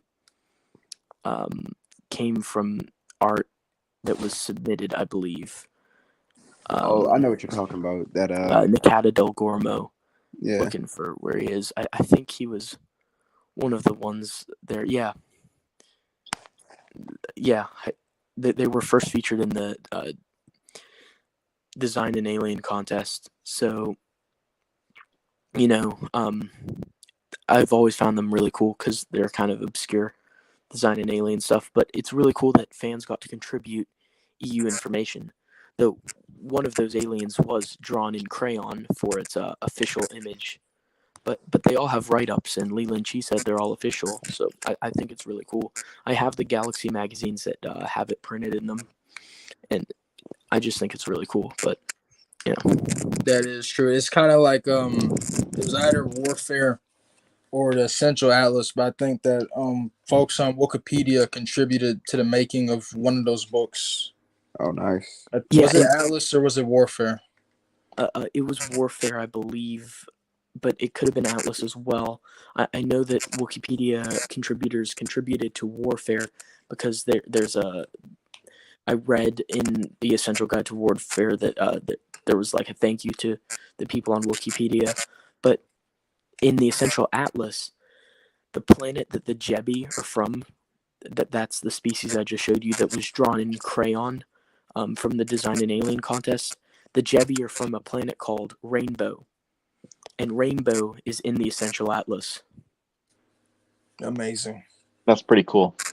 EU connections, I tell you what. I think I bored Jay to sleep. No, he's resting his eyes. No, I'm alive. I was reading something. Somebody said something. My I was bad. gonna ask a question, man. I forgot what I was gonna say. Yeah, sorry, that was a long-winded No, you monologue. good, man. It was something. At least you didn't monologue like a villain or something. Those could be long. Ah, yes, the Jebby. Yeah. Yes, the Jebby. What? I can't even do it all laughing. Their species will contribute to my evil reign. If they Hey. do not submit to my rules, they will be destroyed. Yeah. Hey, Marcel. Yeah. Go on a monologue in your reading voice about the Jebby and how they're beautiful creatures. Oh yeah, or that. The Jebby were beautiful creatures until the arrival of the Yuuzhan Vong. Oh no, the Vong got him. The Jebby were Vong formed, and imagine a Vong formed Jebby though. That could actually be cool. Sorry, continue. Why does Tidus, try not to laugh. And the planet of Rainbow was forever changed, and childhood's end, and innocence died that day. I just think it would be hilarious if there was this like really cute race, like the Hoojibs or the Jebby or something like that. This sounds actually kind of demented, but it would be kind of hilarious if like the Yuuzhan Vong just show up and just destroy them all or something. Well, the Yuuzhan Vong destroyed the melodies from Junior Jedi Knights. They're essentially mermaids, and they decimated them, drove them to near extinction. I just think, if you have a race like the Vong and that's their mission statement, exploit it to its fullest potential. All these races that were introduced by these kids in this Galaxy magazine, have them all wiped out by the Vong. I'm writing that short story one day. That would be great. You're an asshole. I know. I'm just killing childhood dreams here. Yeah, just the extinction of a species that a child spent a long time thinking up, drawing it, pouring their heart into it, and Marcel comes along with a story to wipe them out so that they no longer exist. Gotta wipe the slate. Gotta wipe the slate clean for legacy. I'm only kidding. I would never do that. But shut up. No, this thought is amusing. I'm not going to be happy unless you do a reading of this fan fiction that you're going to write, like, on your channel. You've got to, at this point. Yeah, I mean, I could. I don't really care to write fan fiction. No, yeah. I wrote a couple things. I wrote a story that killed Finn Galfridian because, like, he's from the Invasion comics and he never shows up in New Jedi Order. So, like, to me, that's a discrepancy. So I just wrote a short story that killed him, and then I wrote a short story that killed a character called Maul Killer, who was an established character who was cloned by Darth Vader using DNA from Darth Maul and Starkiller combined to make a hybrid clone. But this clone went unstable and he went insane and he was forced to be killed. And it said in his write-up that even Vader trembled at the sight of Maul Killer. That's how intimidating he was. So you're writing stories. You're killing. Yeah, killing characters who. Yeah, killing EU characters, and yet I'm Dr. Demigul for wanting to kill a bunch of races that nobody's ever heard about before. Yeah, I've got to kill the characters off if they don't appear in later material. It only makes sense for them to be gone. So, if I'm the herald of their doom, so be it. I agree. I'm sorry, Jebby. The Essential Atlas doesn't count. No, the Essential Atlas does count. Bye, Jebby. They're actually in the Hapan cluster. So technically, Tenel Ka has jurisdiction over the Jebby. Do you mean the Hapan cluster? Hapan, sure. But I'm like 99% sure it's Hapan. It's the Hapes cluster, and it's pronounced Hapan. I think so, yeah. I thought it was Hades. I'm so bad with the pronunciations. Is it Hapan, Tidus? I have no clue. Oh, okay. I've never read Courtship. I always pronounced it like Japan, but with an H. Interesting. Yeah. Maybe. Here, Alex is saying in the chat, your sweet daughter creates hoojibs and then you kill them. Well, I mean, we all got to grow up sometimes. Yeah, that's messed up. Killing all those. I'm kidding. It's man. not messed up. It's not messed up. I just thought it would be funny because the Yuzon Vong are such a terrible species, and just to have them go and, anyways, Yeah. obviously I'm a terrible person. I'm gonna get hired by Disney imminently to Yep. write for their stuff. Mm-hmm. You know, a species that's really cool that no one mentioned is the Leppy Jackson species. Oh, I think love those guys Leppy. are awesome. Who doesn't like a green space rabbit? Come on now. Exactly. Although, There's more about Jackson in the Disney timeline now than there is in the EU timeline. yeah, that's unfortunate. But Leppy Return appear in the tradition. Legacy comics. One of them interacts with Cade Skywalker, so That's so cool. they're still around. Yeah. Sorry, Tidus, what were you saying? The reason. Oh, I was making a joke saying return to tradition. When you brought up, was it Jackson having more appearances in canon than the EU? I just jokingly said return to tradition. Yeah, well, Yeah. since they have no original ideas, they say, we'll pick and choose from the EU, change the character completely, and hope it makes you happy. Good luck.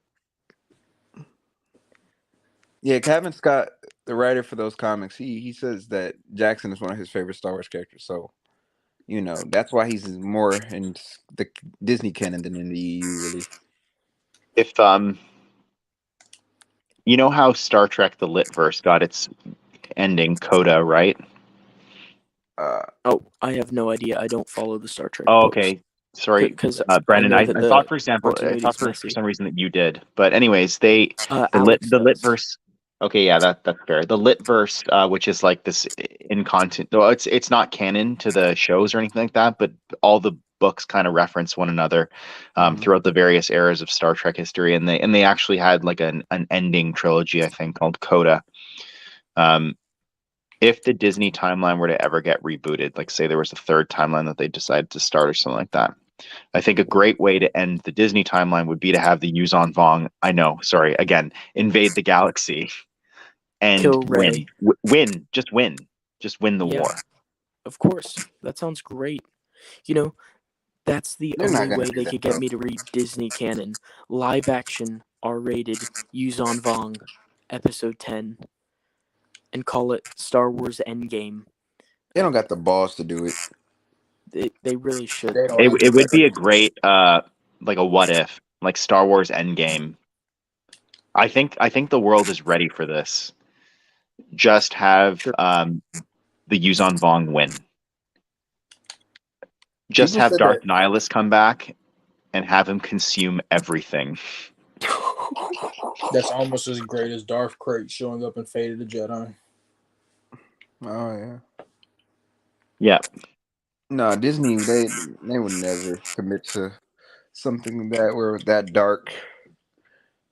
Werewolf by Night was pretty good. I was surprised how dark it was, like for a Disney project at least. I don't know. Everybody's saying that Andor is dark and mature and adult, and I can't really speak to that personally, but that's what I hear. So it has moments. I think the writing is just more complex. This show put me to sleep. I ain't gonna lie. I can understand that. It's more. Yeah. Star Trek canon just always said it wasn't canon. Really the opposite of the EU. Alex, oh, sorry. Go ahead, guys. I was responding to one of the comments in the chat. What was I gonna say, Tidus?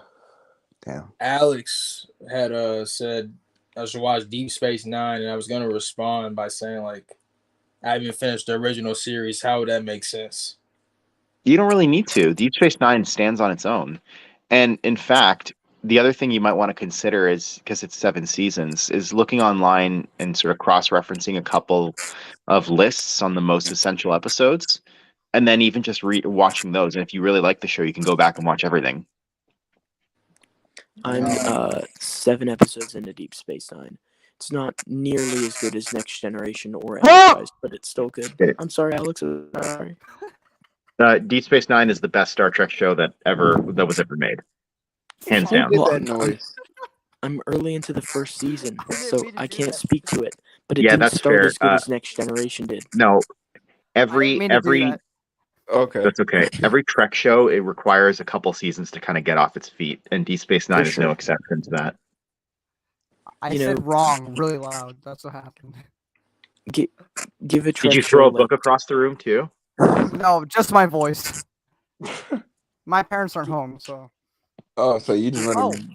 Jay. Well, Seems Alex has made his arrival. yeah. Jay. Alex. Well, there's another stream we did on Brennan's channel, and you wanted me to do Shaggy, and I couldn't do it because it was late at night. So I wanted to officially do it here for you. Oh, since great. No one's home. All right, just give me a moment, and then you get back to your discussion. Sorry for interrupting. Oh, what just happened? Like Zoinks, man. Like it's me. Like it's Shaggy, man. Like Zoinks. Hold on, do it So- one more time. Do it one Wait, more you time. Do it can't again. do that when your parents are home because they disown you, right? That's Do it one more time. That's because it's too loud. Yeah, Do it one that more was time. uncanny. Like, I don't know what you mean, man. Like, this is just my voice. Like, I'm doing the OG Shaggy. What the fuck? Like, Casey Kasem. Like, not Matthew Lillard. Like, the OG. Casey Kasem. Everybody can do Shaggy. You must first find, Can like, you your hear me? natural raspy voice. Bro, And after that, like, you release. And you get, like, Shaggy Man. wait, hold on. Say You thought it was so funny he died. he just died. No. Just because of this, Alex, I You- take back what I said about you looking like Shia LaBeouf. Bro, I look like Shaggy now. Bro, this dude, Yeah? bro, you were possessed by the spirit of Shaggy. Like, yeah, man. If you ever get your internet fixed, Alex, and you want to do the Despotica reading with us, I want you to use that voice for, And Sim the Despot. for Zim the Despot. Yeah. Yes. Use the voice for Zim. Yeah. You know what's funny? I was reading. Like, I I am Sim the Despot. Like, and I'm here to conquer everything, man. People are like, how did millions follow this guy? He offered them Scooby snacks.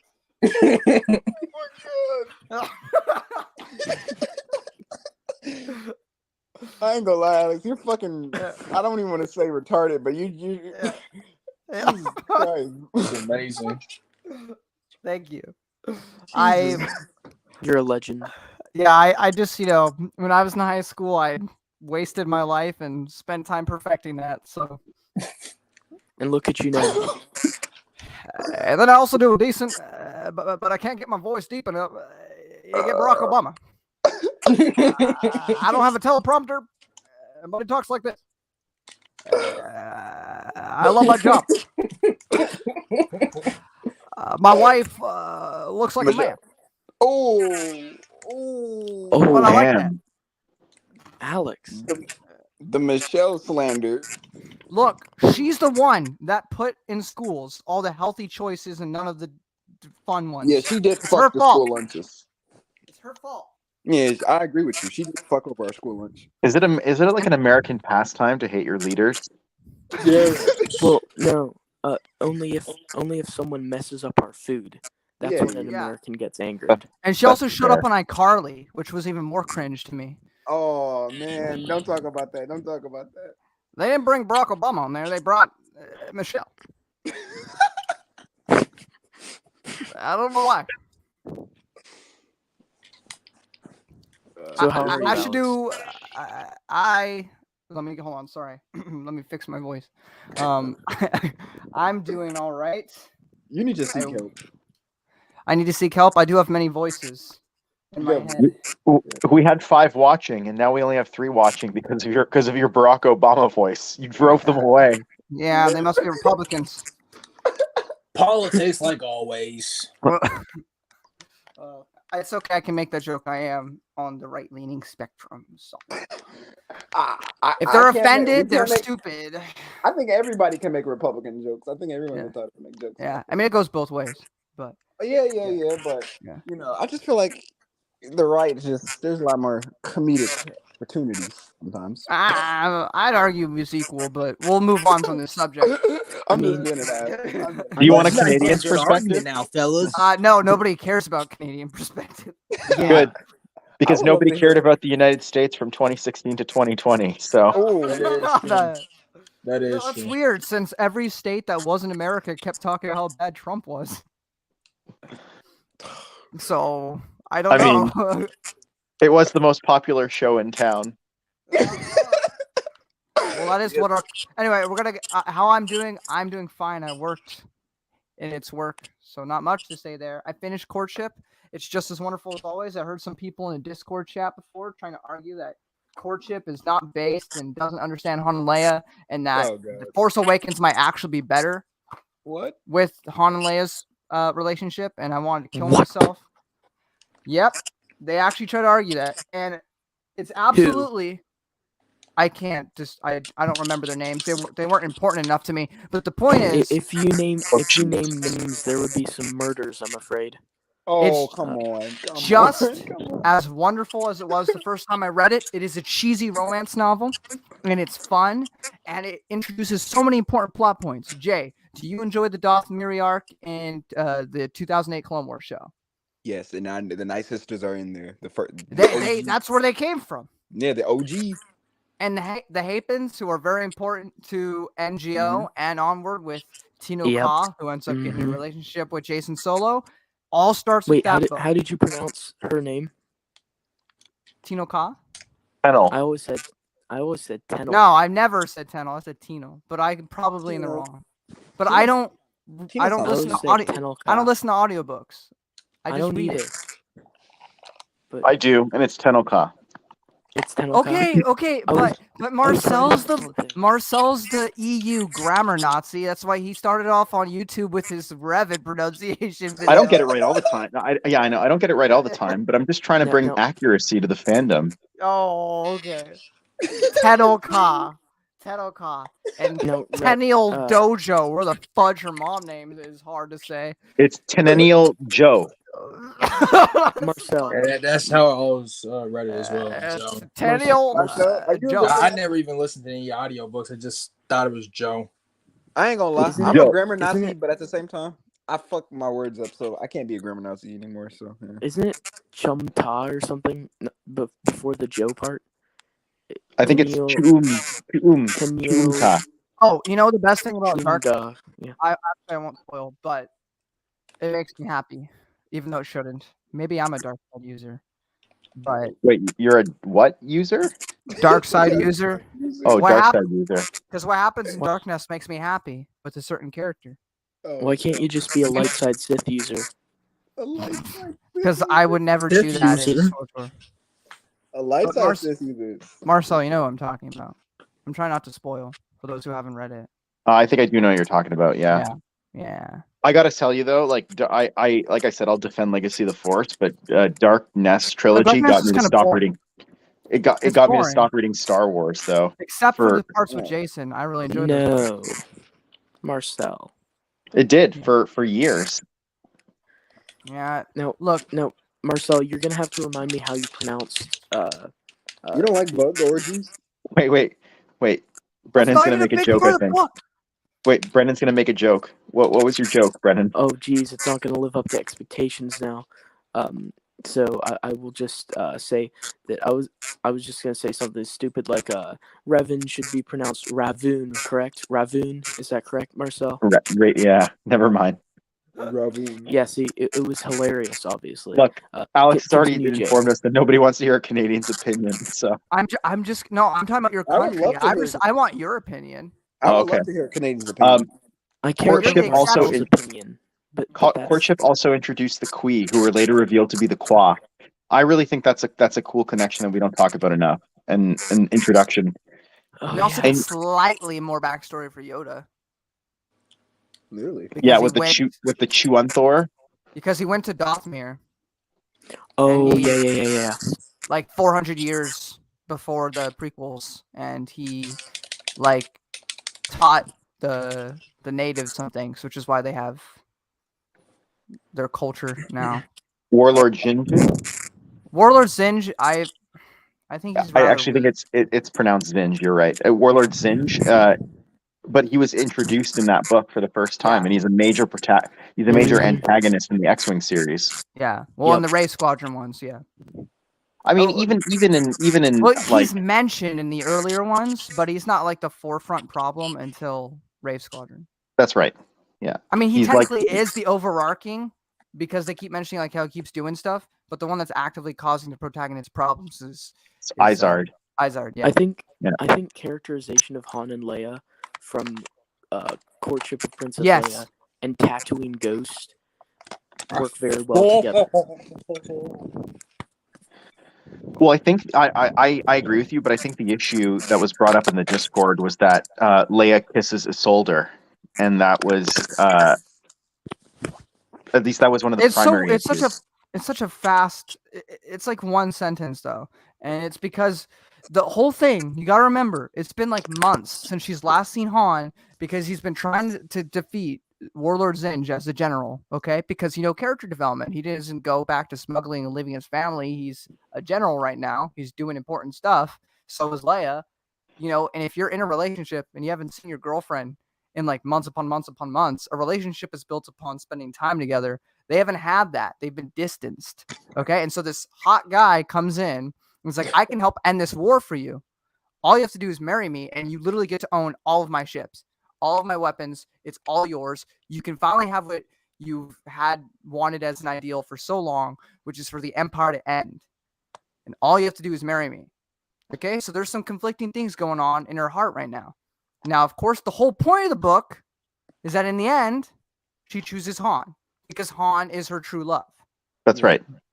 And it's a cheesy romance. No, I'm not saying that you don't have to take it seriously, but you have to understand there's more nuance to this than just, oh, well, she's flirting with another guy. Just like there's real stakes to her. If she chooses Han, yeah, that's, who she loves, but that doesn't help all the people she cares about. She's a very virtuous and caring person. And she's trying to... Yeah, duty over love. Duty before her feelings, And it helps that Isildur is not... You would think like in a book like this, that Isildur would end up being this huge jerk throughout the whole book. But he isn't. He's actually a really decent guy, which helps with the conflict. Isildur's such a nice guy.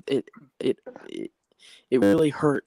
It was the cherry on top of a very painful Sunday when Jason... Yeah. The problem is this, though, is that Jedi Prince is canon, and it's actually, I think people say it's S canon, but it's C canon. Yeah, it is C canon. What that means is that Leia and Han were getting married. We're about to get married.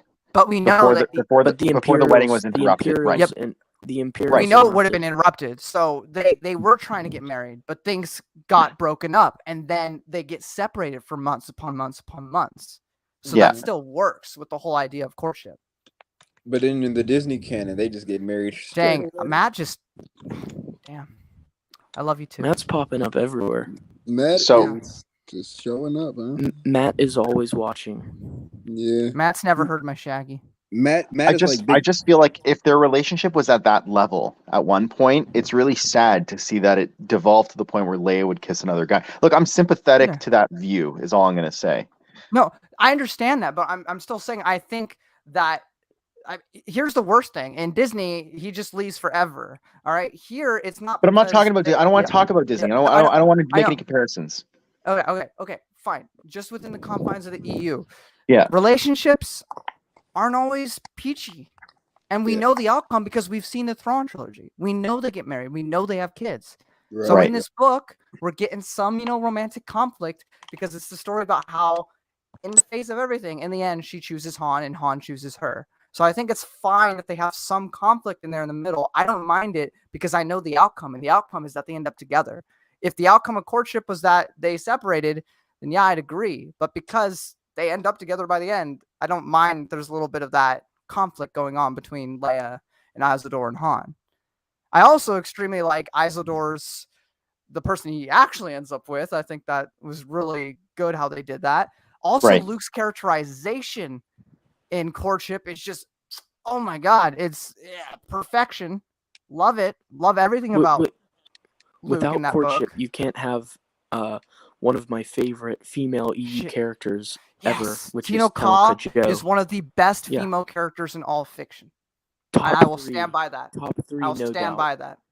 She literally gets her arm chopped off and refuses to get a robot arm because she's like, nah, I'm going to live with that. And I'm going to be awesome regardless with one freaking arm. And I love her. And it for me, it's between Tenel Ka and Mara Jade for probably the top spot. Man. I always like Mara Jade's cool, but I do think Tenel Ka beats her. One thing we don't talk about enough with Mara Jade is that she was with Lando. Oh yeah. No, we don't talk about that. We don't talk about that.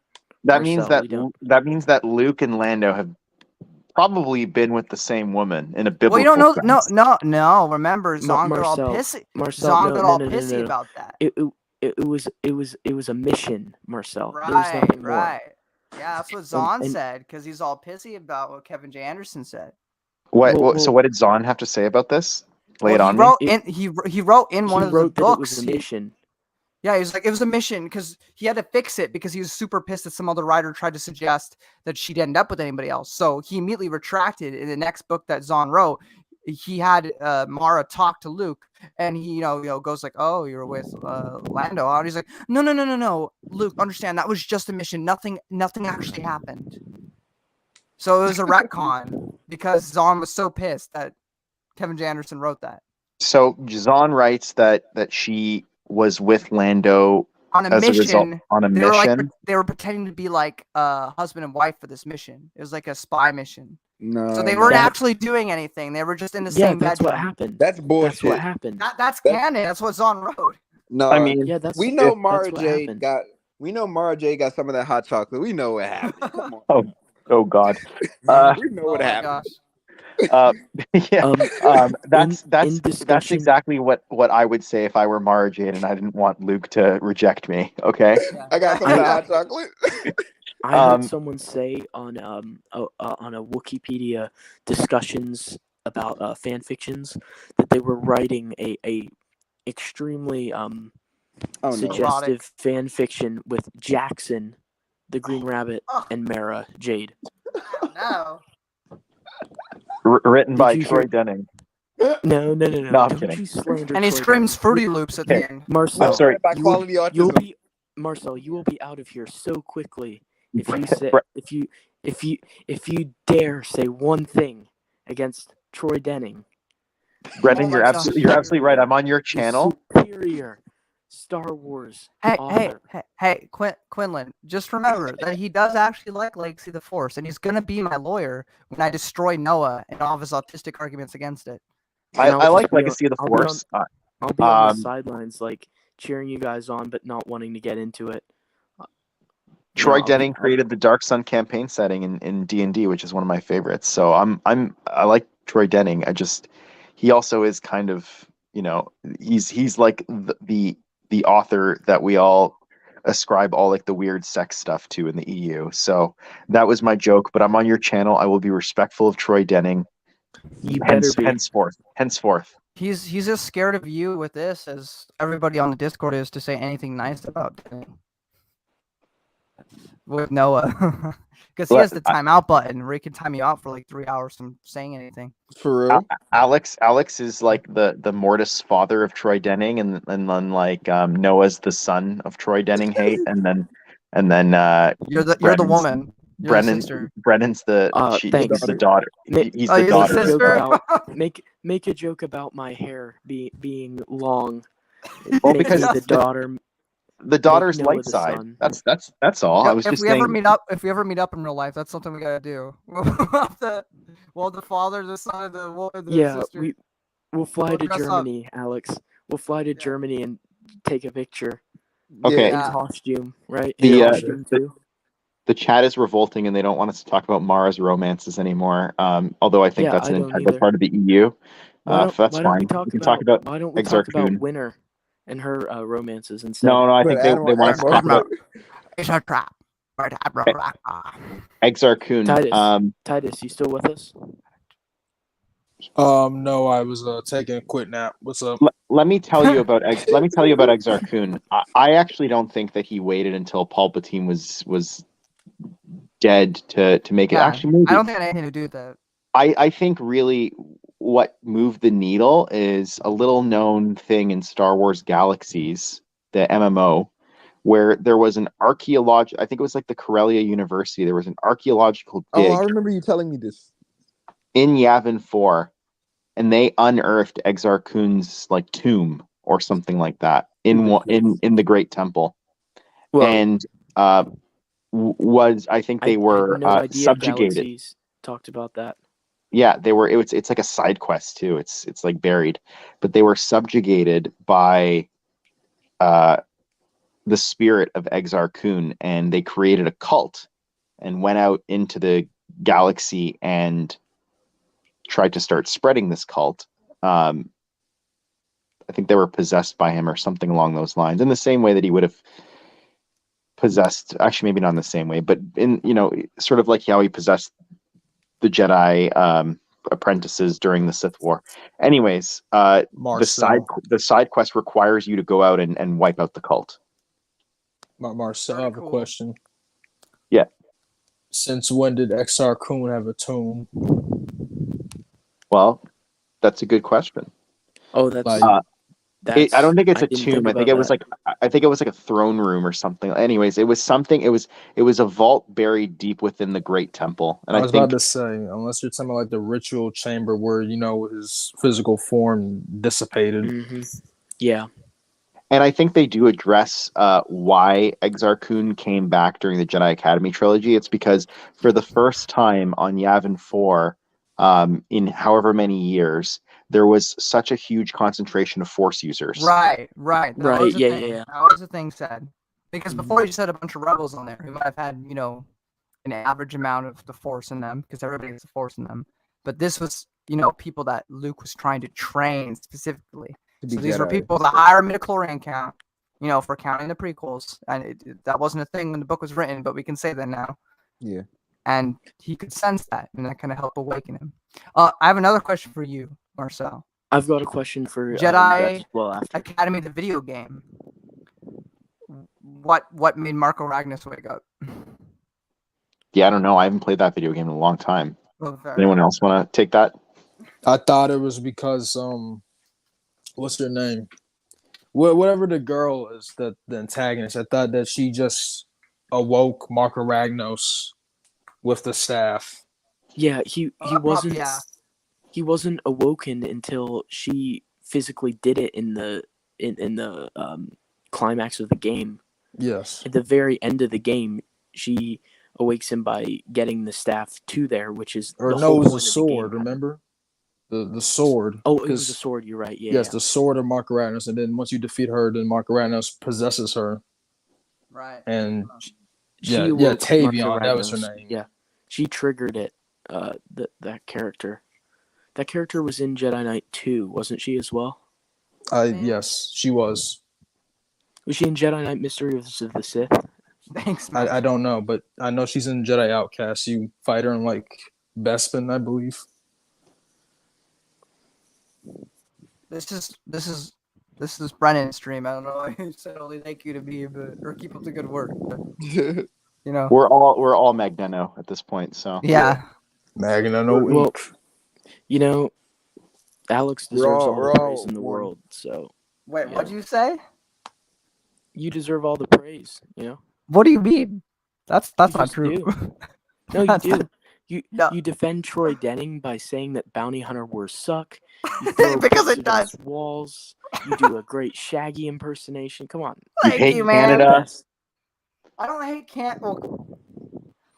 I love how he says "well." He can't even finish the sentence. Look, I watched How I Met Your Mother, and Barney always hated on it, so I just do too. Because Barney that's fine. Wait for it. Legendary. Legendary. Yes, thank you. Um, I was going for a long pause. Isn't Barney Stinson also like a? Which Isn't Barney sitcom do you Stinson? guys hate the most? I'm sorry. Wait, sorry, no, it's okay. I wasn't gonna say anything important. I actually like How I Met Your Mother a lot. So, what did you say, Jay? Yeah. What sitcom do y'all think is like y'all can't stand or y'all don't like? Big Bang Theory. I think it's terribly unfunny. I hate it. I don't find it fun. I know comedy is subjective, so I'm completely fine with other people What was the liking question? it. I just don't find it funny in the slightest. He asked what sitcoms do you like not like? Yeah, I said Friends. Big- I don't care about Friends. I hate Friends Friends. Is She-Hulk considered a comedy? That's anti-comedy. It's laughably bad. No, it's not even laughably bad. It felt like I was in the embrace of pain every time I was watching it. Daredevil was okay from the clips I saw. Yeah, Daredevil was great. He was still way too Daredevil- CGI. Daredevil I was great, and didn't like Wong that. was okay, but everything No, else he wasn't. He's an absolute retard. You not watch Chief Talks? I don't need Chief Talks, but because I don't watch the show, so I looked at Chief Talks reaction, and all the clips I saw of Wong, I guess I can't blame it on the show, like he said. It's because of Doctor Strange too. But Wong went from one of the coolest like side characters to an absolute freaking moron. I just like Friends a lot. How I Met Your Mother, I connect with it more. I never seen it. Definitely recommend it.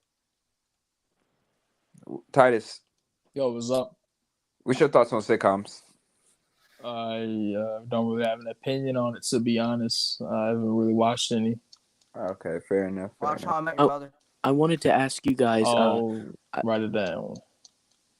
I've heard a lot of people say that Palpatine and Thrawn foresaw the Yuuzhan Vong coming and were preparing to. They were, but that wasn't their the primary. galaxy to defend from them. What do you guys think of that?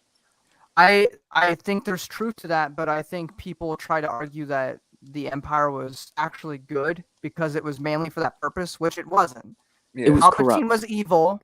Palpatine was evil and wanted to have an empire. He just also realized, there's a threat. Alex, why are you going against Palpatine like this?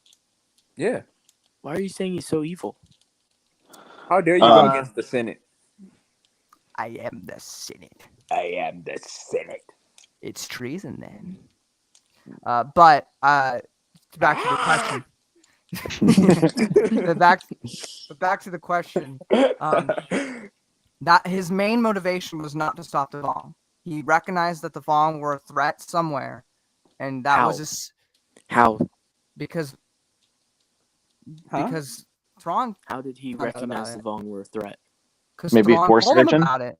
Force vision. Yeah, he sees visions of the future all the time. Yeah, that's in true. the EU. Wait, did you say probably Thrawn told him about it? I thought the prophets of the dark side would I thought that was the whole gave him thing the visions. in Outbound Flight. That Thrawn knew about something in the unknown regions. That's true, but are the Vong from the unknown regions or kind of from beyond the barrier of space? Would that? Yeah, but there were that scouts is we know unknown that were already regions? out and about because of the Darth Maul lockdown.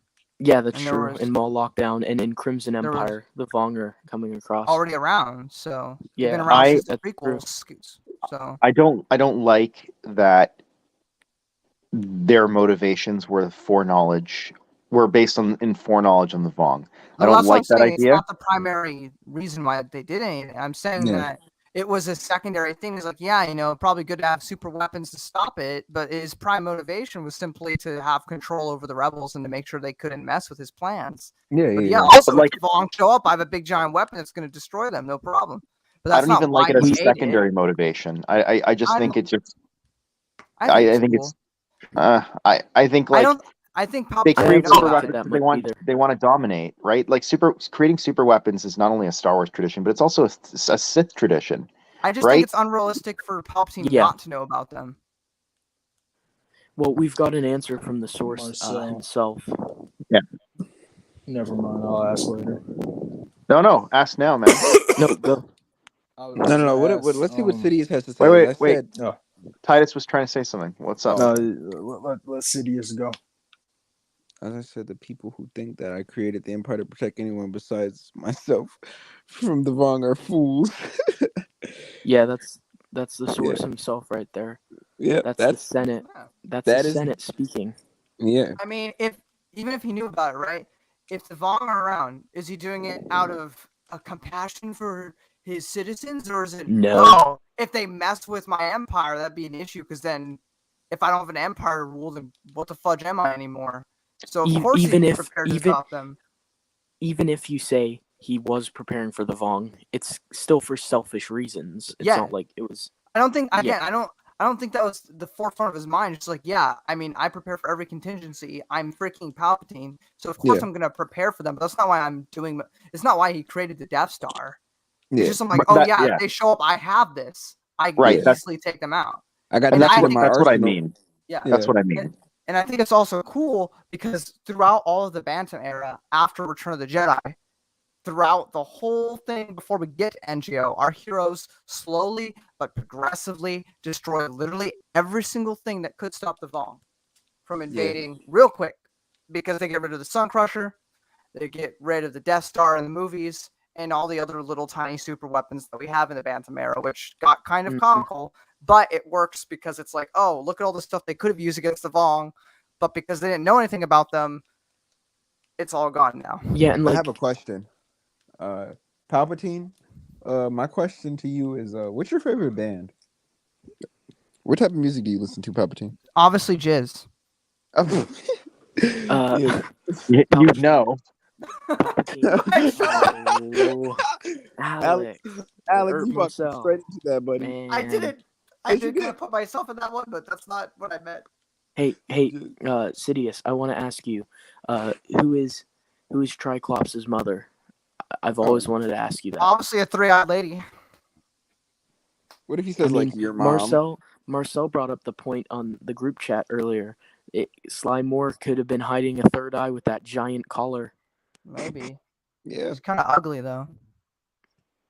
Well, is Triclops not kind of ugly too? I mean, if you ignore that third eye, he's a decent guy. You know what's messed up about Triclops? If you read the Wikipedia page on Triclops, it says that he was born sometime after 18 BBY. And yet Ken would have been born, I think, sometime, like, let's do the math, 5. I think Ken's, 12 during Jedi Prince, so 5. He would have been born 7 BBY. Mm-hmm. So it's like, how could Triclops have had Ken? I mean, when there's he was trapped on Kessel with about a bunch of bad people. Yeah, and when there's dark side, when there's dark side at play, you know. Kendalina. I was going to say Kendalina is it might be a pedophile with those ears. And Padme isn't. Shut up! No. Who said Padme is a pedophile? Brennan, do you like Han and Leia? As a couple. Oh, that's true. Han is a lot older, isn't he? Han is 10 years older than Leia. Yeah, that's true. My bad. There's a 5-year gap between Padme and Anakin, and they do not participate in any sexual or romantic relationship until they are both consenting adults.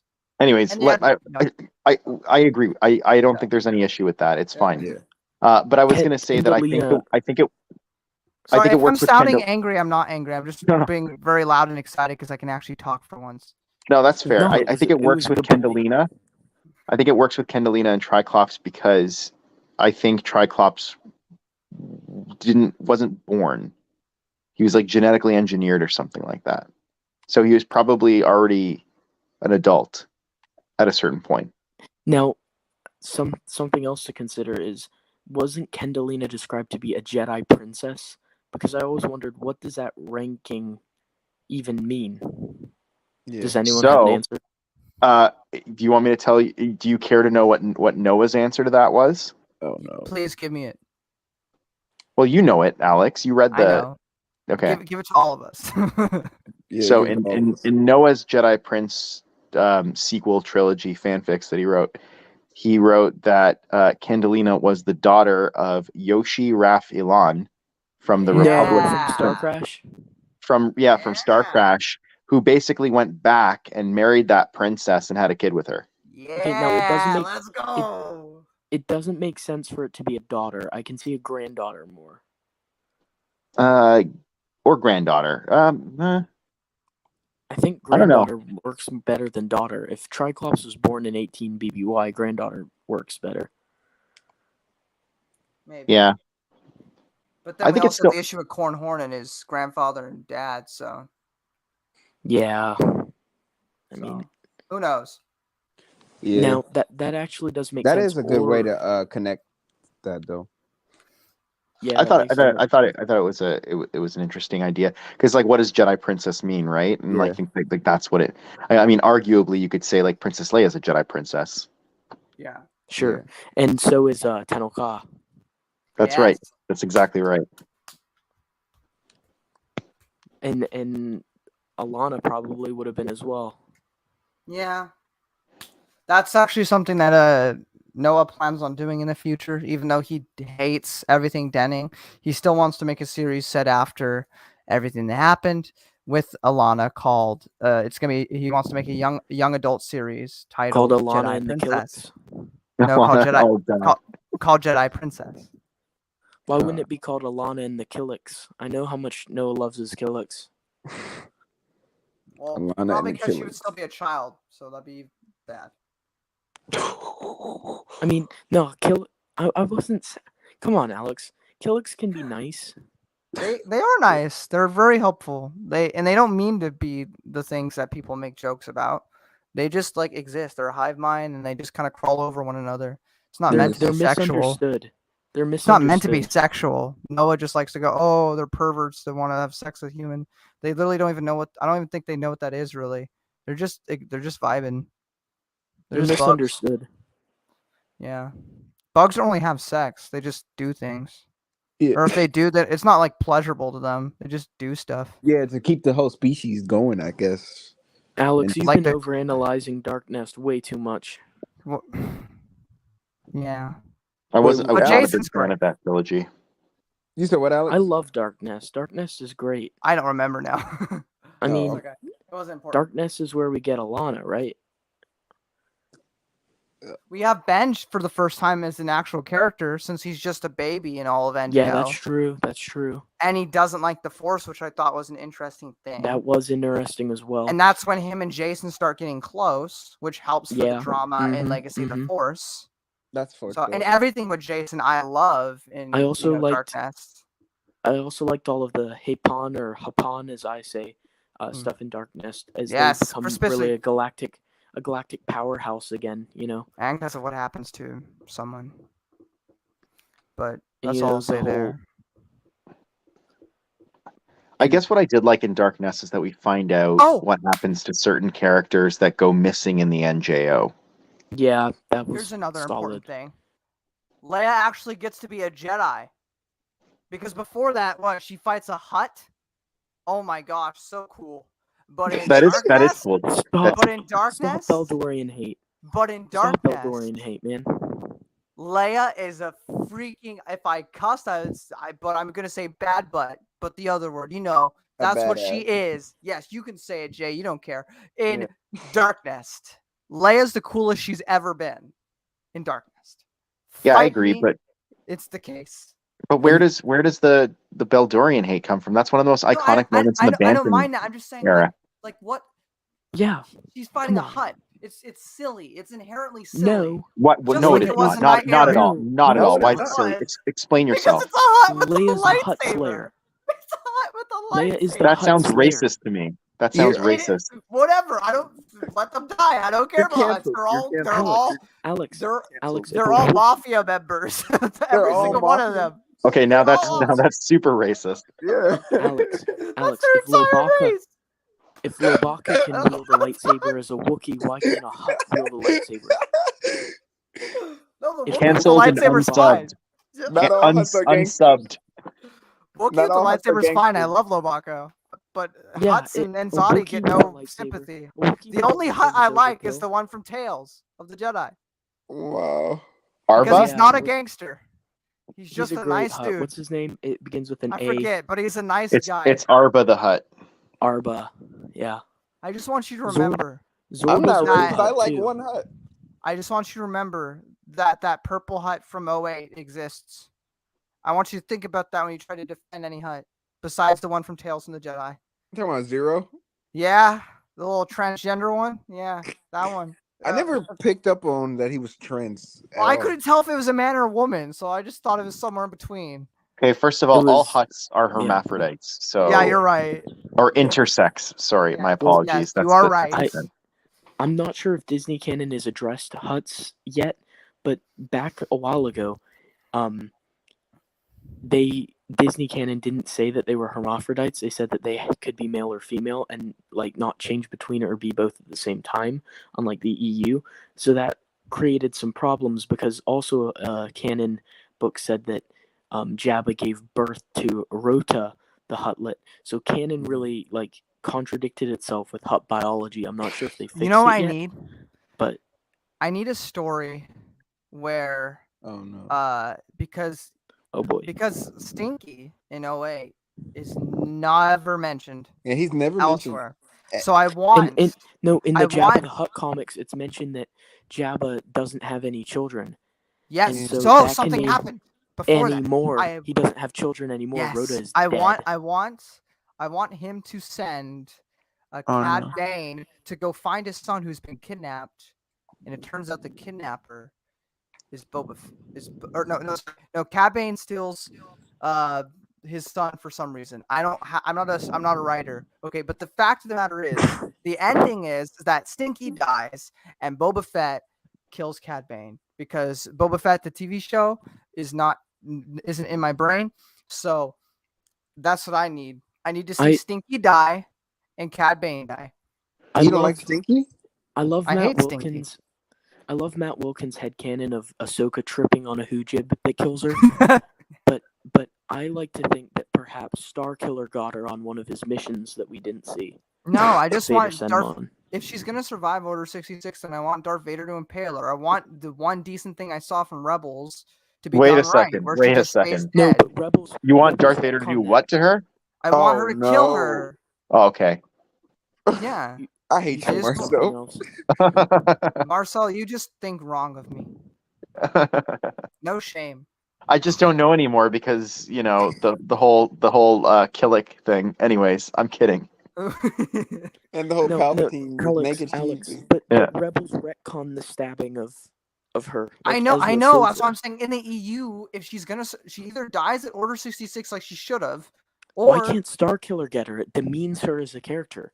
Vader didn't waste time on her. He sent because his apprentice Starkiller's a after her. good guy by the end of Force Unleashed 1, and he's a good guy in 2. So would it make sense No. for her to No. kill her? It could have been saying one of what his he's saying. missions that we Have didn't see. Ahsoka, if you're gonna bring Ahsoka into anything else in the EU, then she would team up with Starkiller because you have an apprentice of Darth Vader and an apprentice of Anakin Skywalker, and then they both get murdered by Darth Vader like they both should. Starkiller And then could have everything's killed right her with the world. before- Starkiller could have killed her before he guess. killed Kazdan Pratis. Hey, hot take here. guess. Hot take for this crowd, anyways. But Ahsoka Tano is a better character than Galen Merrick No. No. No. by leaps and bounds. No. I'll unmute my mic Get for out of the this. call. I'm I'll a- say. I thought you and were a I'll Catholic. say yes. I agree with Yes. Marcel. Yes. Oh, man. I'm so sad. I've I'm been sorry. muted. Yeah. No, it's I, okay. I was just messing with you. Oh, okay. No, we're not gonna actually be mean to you, Marcel. We love you. That's okay. Unless you dare say anything about Denning. Yeah. Then you're exed. I Communicated. know where I am right now. I'll keep my comments to myself. If I'm anyone not says even a anything big about- Denning defender. I just don't If think anyone says anything bad about Denning to me, they're dead to me. I hate to say Wow. it. Quinlan, I'm sorry. I can never lie to you. I defend the Denning verse because I enjoy the stories that come after NGO. Not as much as NGO, but I enjoy them. And I'm sick of the slander. However, I'm sorry. Denning's books and Legacy of the Force are my least favorite. Out Yeah, of the nine. Tempest is the worst one, but Invincible's okay. And what's the one that he did in the middle? Is it Inferno? No, that was Yes. yeah. And the Burning of Kashyyyk was cool. Yeah. You're I right. like that. There are also some cool scenes with Luke and Jason in there. And But his books in Fate of the Jedi are some of the better ones in Fate of the Jedi. I Oh. don't like most of Fate of the Jedi, so I think Aaron Alston's Fate of the Jedi books, as much as it pains me to say, were some of the weakest, perhaps. I agree it's- with that completely. Am I still muted? Can you hear me? no, we can No, hear we you. can hear you. Okay, I didn't know because anyways, yeah, I agree. I thought Backlash was and what was the first one? Outcast Outcast. were the two weakest Fate of the Jedi books Backlash was the worst I've read Fate of so the Jedi far. book. Yeah, I had nothing such high happened in hopes that for book. Backlash, Hot take: but it was Aaron just so Alston bad. and Karen Travis did the best of the Legacy of the Force books. I don't think that's a hot. Yeah, Well, Karen Travis's Legacy of the Force books were her best books that she ever Yeah. did. All her They're other better books than Although- were Republic bad. Commando. someone was saying the other day, and I Commando agree was with this bad. comment, is that Karen was like writing her own thing, and Aaron and Troy were writing, I would think, a largely consistent story, but then like it would be like a hard left every time the Karen No, Travis novel rolled around. It's only really true when it comes to Mandalorians because she always Yeah. has to make Mandalorians be the best, and then Denning, all pissed off, immediately retracts that in Invincible by having them get utterly destroyed by Jason in like 2 seconds. However, Yeah, I will that's I pretty will defend Karen Travis on this because in the book where he gets beat up by a bunch of Mandalorians, he is extremely injured, and he's limping, and he's barely making it through, and then they attack him. It's not as if he's at full strength and then gets attacked. He's already weakened when they go after him. So it's not as if she completely just went, oh yeah, Jason 100% gets beat by a bunch of Mandalorians. That's not what happened. So for that, I'll give her some credit. Now, Sidious in the comments, does this mean that Triclops could be Abeloth's son? No. No, it's not a hot take. I think Abeloth is one of the best villains in the expanded universe. I Yuuzhan completely Vong. disagree. I so disagree. Do No, you? I'm not Okay, maybe talking- that is. Maybe then it is. Maybe that's why I want to say hot take before it. Hold I on. do. I think the concept of her is just so great. She's this Let me finish. primeval entity. Yeah, Yuuzhan Vong are the best villains in the expanded universe, and the one Sith for me are a close second. Okay, I want to say disagree this. about Yuuzhan Vong. Yeah, go ahead. Sorry, I don't mean to interrupt you. I feel like I'm interrupting a lot tonight. I'm not trying to. No, Alex, what do you think? all I said was I don't disagree about the Yuuzhan Vong. But Yeah. go ahead. What about the one Sith? I think they were great. I think the one Sith. They're right up there. I haven't finished Legacy yet, so I can't speak to that. I find Abeloth absolutely boring. Wow. And I want to say but because in the execution or in the idea? Okay, let's talk about the idea of Abeloth. the idea of her is cool. I love a Lovecraftian type of thing, but what they actually do with her is nothing. They claim that Supernatural encounters is going to make her better. Probably, but here's the thing: this is the one time you're allowed to go bigger than NJO, because the whole thing that people complain about Legacy of the Force is that it's really small scale in the grand scheme. But that is really the only thing you can do when you go so big with New Jedi Order.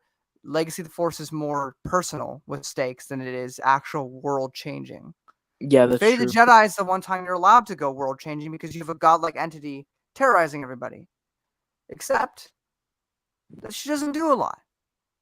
She looks scary, she acts scary, but every time she actually comes up against Luke or anybody, she does basically nothing. And to the wider let me just finish. And to the wider galaxy, to most of the world, they don't even know that she exists. That's how little of an impact she made in Fate of the Jedi. Here's what I think, Alex. I think that if Post-Crucible had continued, we would have gotten Sword of the Jedi, which would have wrapped up Sword of the Lost Tribe of the Sith. We would have gotten a Troy Denning and Zaddy-based trilogy. But we know they were developing another 9-book series. I think that would have dealt with the return of Abeloth. Well, I know they would have because the whole thing was Luke needed to go find the Mortis dagger from TCW to destroy it. Yeah, that was the setup. But I like to think that Abeloth would have been uniting Yuuzhan Vong and Zaddy, Cyruk. You know, she would have been gathering the past rogues galleries under her wings and creating. Can you imagine how terrifying that would be? Abeloth commanding a force made up of Yuuzhan Vong. Well, do you have evidence for that, or are you just saying that would be I cool. have no evidence for it, but the Yuzon Vong are out there on a world isolated and forgotten. They've been forgotten for their Except crimes in for the Mercy most part. Kill, because we have a they're Rogue Squadron member. That's a yeah, that's true. But they're trying to live a peaceful life, but they're on this world and they're still together there. They're still a society. All Abeloth has to do in there is overthrow some of the commanders, put some thoughts into some of the higher up Yuzon Vong's minds, and she's got herself a mini army. That's the thing. You are already writing her better than all of the 9 books did. She has all this abilities to do all this stuff, and she does nothing for 9 books. I mean, she does stuff, but it's not. It should be higher stakes than it is. If we I could know have gotten she would have returned, Crucible, she would have returned, and she would have been amazing. But what they gave us was nothing, I think, of value. I really think a return of the Yuzon Vong would have been cool, but as villains, because we got them once, that was so cool. And then in Legacy, we learn a bit of what's happened with the Vong. I really think one more, Vong uprising as villains would have been really, really great. As to your Sith point, I think that the 1 Sith are very cool, and I think they are probably one of the best villains underneath Tidus and Sidious. I always pronounce it Tidus. I think it's Tidus. It probably is Tidus, but it's with a K, with an A, not with an I, so I say Tidus. Yeah, but the AE is a diphthong, so it's Kai. Oh my god. We just got lawyered. I think we got I'm just a retard, so I will take the L and accept what Marcel says. I'm sorry. Never mind. You know what? It's whatever you want it to be. No, it's like, no, it's like Marcel. canon. I don't want to be wrong. So if you're right, then I will change my opinion. It's fine. Look at this. I listen to a lot of audiobooks, so that's fine. That's fair. Look at this comment from Ben. Yeah, that's very interesting. Now, I can't be harsh on it because they were short stories, but I didn't. No, listen. I think he's talking about the Lost Tribe themselves, not necessarily the story. As villains, I think that the Lost Tribe of the Sith, the first Lost Tribe of the Sith short story, it was called. That one was called Precipice. Precipice. I really enjoyed Precipice. I thought this was a very promising start to the story. I loved Precipice. As the Lost Tribe went on in the ebooks, I became less and less interested in and invested in the Lost Tribe. Agreed.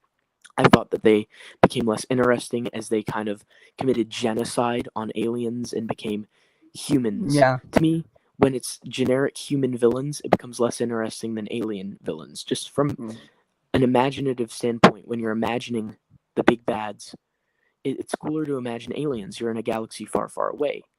Not to say human villains can't be cool. Some of the best villains are like Darth Tidus, but to genocide their race, it just became less interesting to me. But when they showed up again in Fate of the Jedi, I realized how uninterested I was in them for a lot of it, with the exception of Vistara. Vistara was really cool, obviously.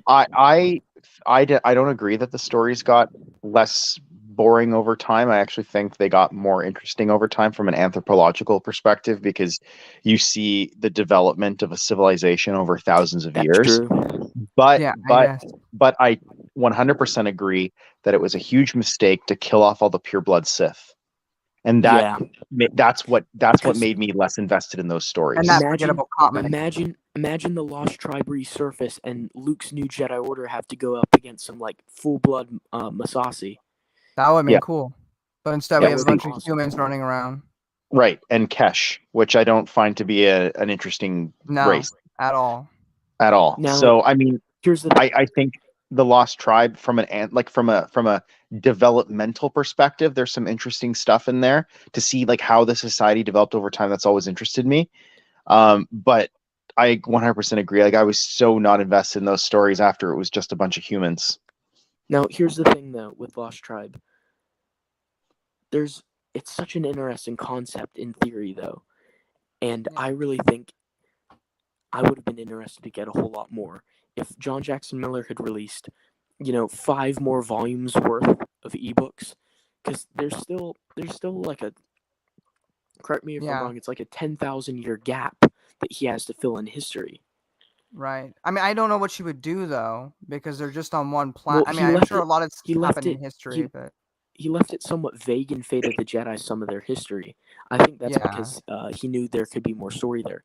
If we'd gotten 4 more collected story volumes with 5, 6 more stories in each of them, I would have been really interested to see all of that, because I what guess. are they doing the entire time? Their society is Yeah, what are shaping. they doing? Wow, freaking everything else is going on during SWOTOR, and then the prequels, and And then then the original everything else, trilogy. and they're The just Yuuzhan chilling on a Vong. planet. I don't imagine too much change though, because No, do you know what would be so cool though? If like if a couple coral skippers went off course and crash landed, faced off with the Lost Tribe, or if some separatist battle droids got lost and ended up crash it'd be landing. weird though if all these things just magically made it to cache though. Yeah, that's true, but I mean, the Lost Tribe ended up there at the beginning. The reason I think I don't like Fate of the Jedi as much as I like Legacy of the Force is because one, the politics going on in Coruscant feels like a rehash, and it's boring. The political stuff in Fate of the Jedi was super boring, and the political stuff in Star Wars, I like it's usually action. good. I like character development. The political stuff in Star Wars is excellent. Yeah. Some of the most intense sequences are, government officials like Leia squaring off against, the senators and the people like Borskvalia and Cal Omis, and Leia going off against people like that, and arguments there. Some of that's the most interesting stuff. But in Fate of the Jedi, it was so incredibly dull. Yeah. Guys, I think that's an L take, and I'll tell you why. Fate of the Jedi is the first time that we actually see the government versus the Jedi. No, that I understand that. But that was cool. No, that was cool. But the Moffs and stuff, like trying to regain power. Yeah, all that stuff for sure. It's all rehashing. But we basically have a government here that has to figure out how to legislate superheroes. That I agree with. It's like the Civil War in the MCU. Yeah, I agree. It's like how the government deals with the X-Men. Right. But dealing with Jedi, and I love that. That was super cool. But the stuff with the Moffs and with Dala and all of those people, and that takes up the majority of it. Yeah. And again, we were talking about the Lost Tribe. I find the Lost Tribe just absolutely dull. And every time they were on screen, if it didn't involve Fistera, I didn't care. And then another thing, you learn that the one Sith are already around at this point. So it just feels super cluttered. We have the one Sith, we have the Lost Tribe, we have Abeloth, we have the Moffs trying to regain power, and Denning was going to bring the Anzadi in. Yeah, but that's fine. But most of this stuff I don't care about. They go to Dothmere, which should have been really fun, and I'm just bored to tears throughout most of the book where that happens. The stuff, sucks. Yeah. The stuff with the Keldors was really interesting in Fate of the Jedi to me. The Keldors? Is that the Plo Koon's race? Yes, thank you. Yeah. That I agree. Yeah. There's a lot of nuggets in Fate of the Jedi that I like, but I think the overall package is kind of poopy. And I think that's my main issue. I really like the one character who showed up out of nowhere, who Christy Golden created, and he had a really weird name. He was like this big dumb Jedi who hung out with Alana and kind of protected her, and he died by the end of it. Do you know who I'm talking about? I think Aaron Alston wrote Backlash. That was the Dothmere novel. Right. Yeah. What was the character I'm thinking of? His name was like I don't remember what the name was, but I thought the series isn't memorable. Yeah, apparently he wasn't memorable to you, or his name doesn't even stick out to me. But he was described as this really interesting looking alien. And what I found interesting was he was kind of a dumb jock type of guy, but like no, that's not describing him very aptly. He was just unintelligent for a Jedi. He was like a brute. He wasn't a he wasn't a Gamorrean guard, but he probably had intelligence akin to a Gamorrean guard. So I found it interesting, a Jedi who's just like below average intelligence. He was in the like friend group with Gisela and Valinhorn. I don't remember. And Speaking those of characters. Gamorreans, why have we not seen a Gamorrean Jedi? Yeah. Interesting. Because Well, there's only what one Piggy. What about a Toydarian Jedi? Or Toydarian Jedi? I honestly, racism in Star Wars, and I just won't accept it. There needs to be a Gamorrean Jedi. There needs to be Just make Piggy have Force More sensitivity. Hut Jedi. More There Hut you go. Jedi. Stat, please. No. Piggy's not the only Gamorrean in the universe, though. But the rest of them are stupid. It's in I universe. just read a Star Wars Tales. I know it's Infinity's Yeah. story Yeah, called yeah. No. Three Against the Galaxy. That's on Infinities. A lot of people that have counted is- that. No, that it counts. But here's the thing: this is in universe. This isn't me being racist. 90% of them are retarded, and that's Oh my why. God. That's why freaking Jabba hired them. Alex No. is trying to get fucking canceled. Okay, tonight. clearly Alex. they're competent. Clearly they're competent enough to be security. So Yeah. I don't know. But They're Alex, they're sentient beings. They have a society. They have a civilization, man. Marcel. Only They- two, Marcel. very only two primitive, but Gamorreans yeah. we saw were Marcel. only two What's up? Gamorreans we saw were that intelligent. Are you talking about the Tales story with the extremely muscular Gamorrean? That's right. Mhm. I promise you that's not Infinities. That is one of like the few Tales stories in those first 20 issues that were canonical. Perfect. Yeah, Even that's better. canonical. We have another example of a Gamorrean being like a good guy. Mhm. I didn't say they couldn't be That good was a- guys. I'm just saying they're not very smart. I don't I know, really Alex. enjoyed I heard a lot of You can have a dumb undertones Jedi. of.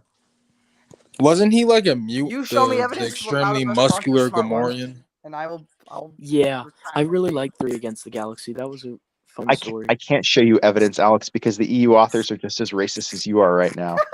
Marcel. I'm just kidding, by the way. I hope you know Marcel. that. No. He's an Imperial.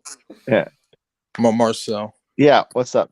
Wasn't the Gamorrean a mute? He was a mute. Yeah. He can No, do silent. actually, no, he wasn't. He does talk. He does talk, but it's like in brackets. So what that tells me is that he's speaking Gamorrean. Oh, I'm about to Mhm, say because mhm. I vaguely remember him just being like a strong silent type.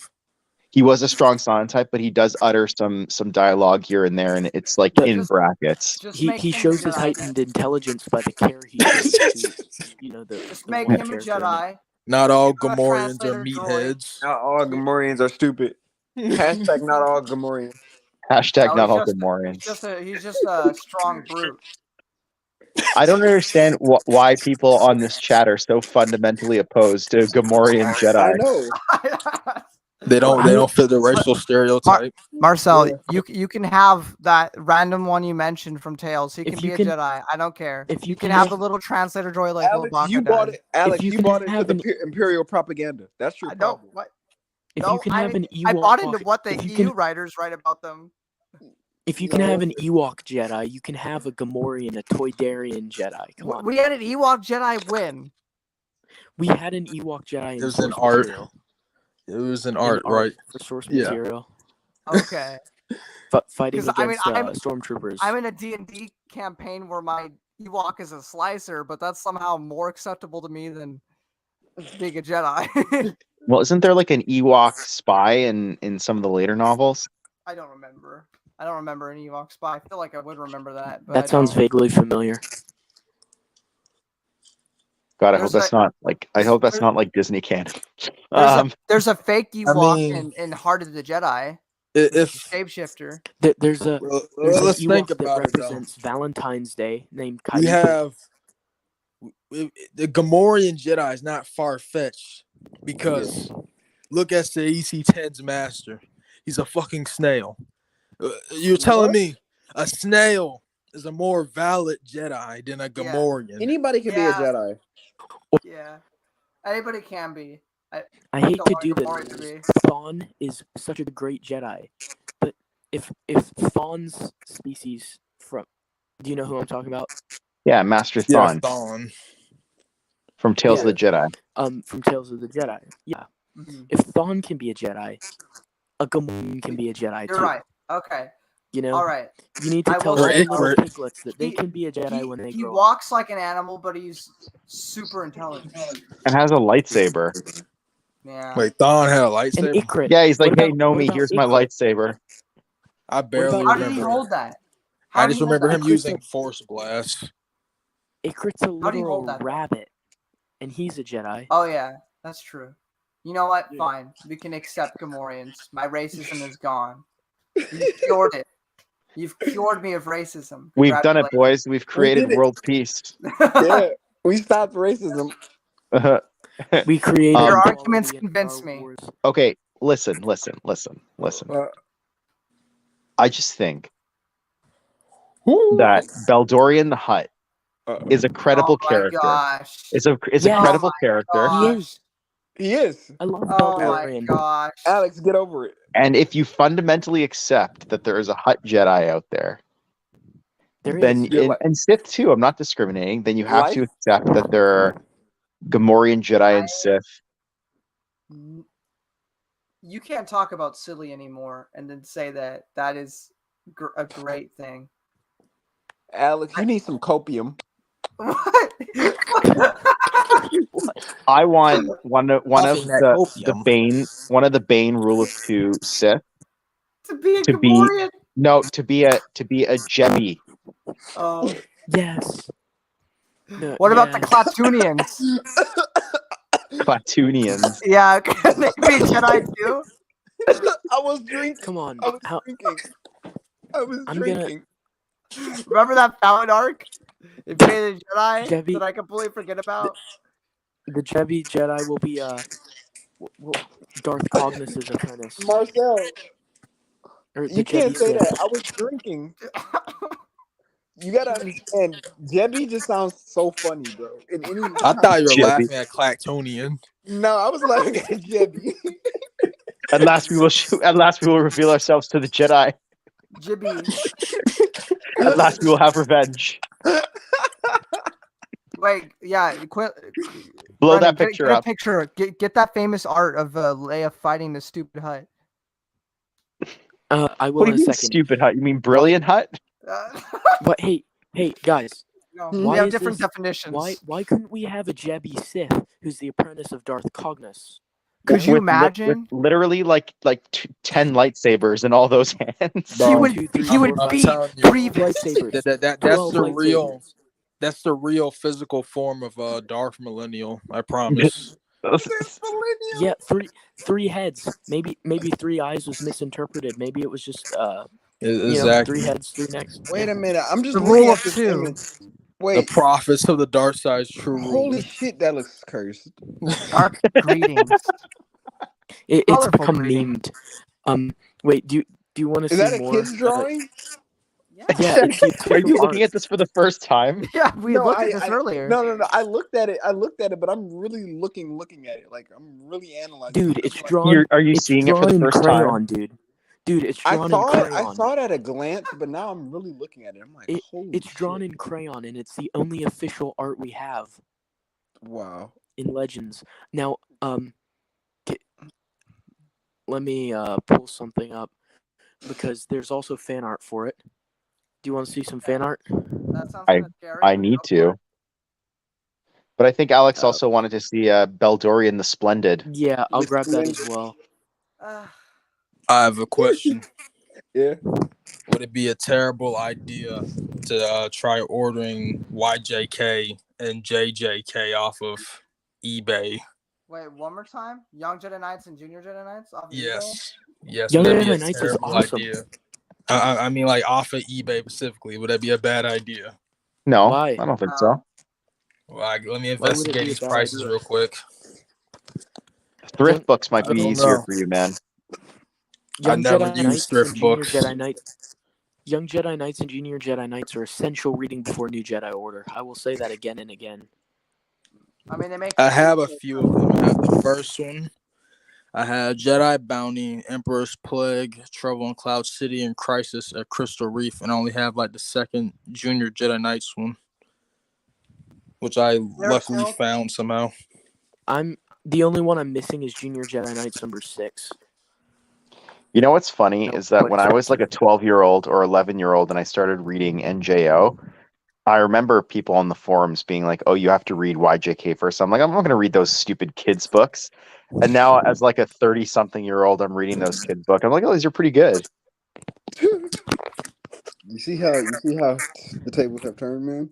Yeah. Can you guys see this? Let me see. Oh wow, look at that. Oh, E God. That's Day, my fan art. I'm an artist. I'm an artiste. Young Look at that. Jedi Knights too. Now, I do have some better fan art here somewhere.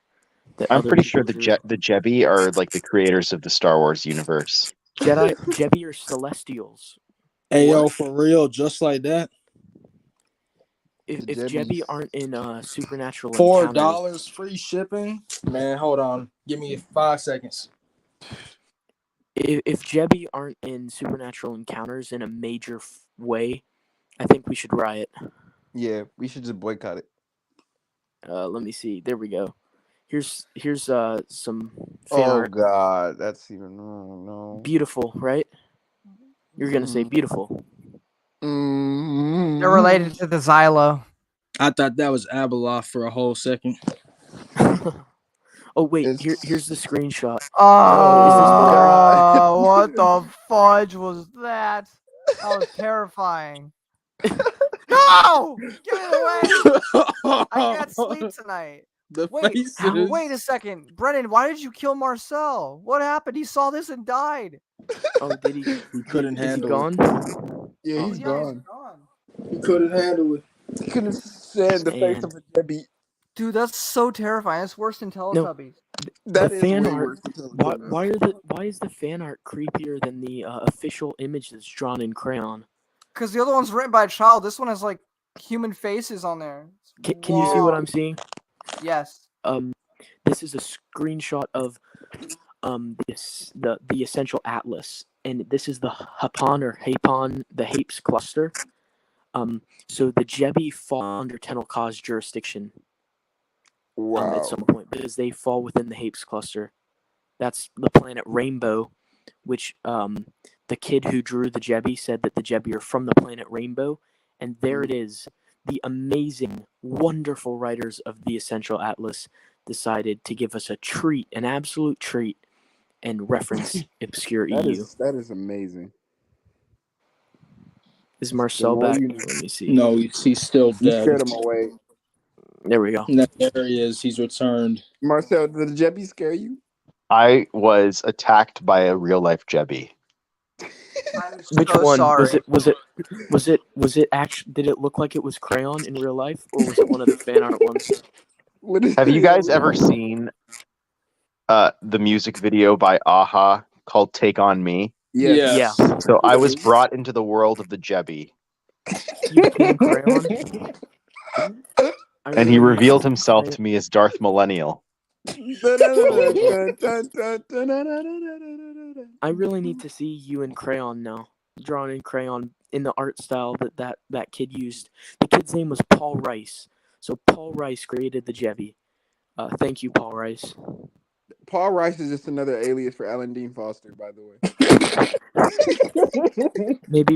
Maybe Paul Rice was Troy Denning. Paul Rice is Hand of Thrawn 45 confirmed. Wait, so you mean Paul Rice is Christopher Nelson? That's right. Yeah. And Christopher.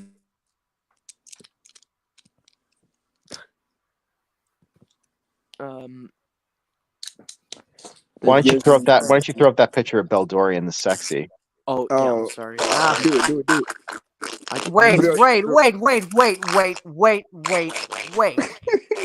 Hold the phone. Hold the phone. Alex, I could pull up some Sheev pictures you sent me as well. Hold whatever opinions you want. But did I just hear Marcel? Yep. Tell me that a hut is sexy. If you go on Beldorian's have you seen Wikipedia page, Jabba's? yeah, if you go on Beldorian's Wikipedia page, then it actually says that he is like much slimmer than your and in more shape than your average and hut. more athletic. More athletic. Yeah. I prefer Look at Durga. that guy. Oh my God! Look at this man. That's I'm not his glad best. it's That's not his not getting best my angle. joke out. I want to know what that tongue do. All right, That's a What the blessing in fudge, disguise Jay? that my joke did not Look get at- I'm out. sorry, Alex. Look at this I one. said fudge, by the way. I didn't break my rule. Yeah, that's a much Look better how- picture. Look at this Look at guy. his girth. Look What at the that. fudge, guys? Look at those arms he lifts, man. Look at the muscles. He does not There You miss guys is arm also day. get off to the muscle. noob worms. He's absolutely toned. He's Yeah. keeping that body in shape. Yeah. That's why they call him Final thought. Beldorian the Splendid. Oh my gosh. While we're here, I might as well pull up Zorba. Yeah, That's the only Zorba- decent part of Planet of Twilight. I was trying to say that the real sexy Hut is obviously Mama the Hut. For Mama. real. Oh, yeah. Mama the Mama Hut. Zorba's better. about Look, this he's guy? dreadlocks. A real You baddie. guys don't think Weird. this guy? Yes, You he don't is. guys- you He guys is don't the think original BBW. I love Zorba the Hutt. He's probably my favorite Hutt of all time. He's Better than one of my Jabba? favorites too. Yeah, I think Zorba's way because better than Jabba. Zorba is more of a pragmatist, whereas Jabba is like cartoonishly evil. Yeah, but he's like Look at him. conniving and like plan stuff. Zorba doesn't really There he plan is. stuff well. Look at him. Is that He supposed to be keeps his hair- Is that supposed to be Trioculus with him? Yeah, Trioculus. Yep. Trioculus, yeah. I like Durga. Look, Zorba's keeping his hair better maintained than I am.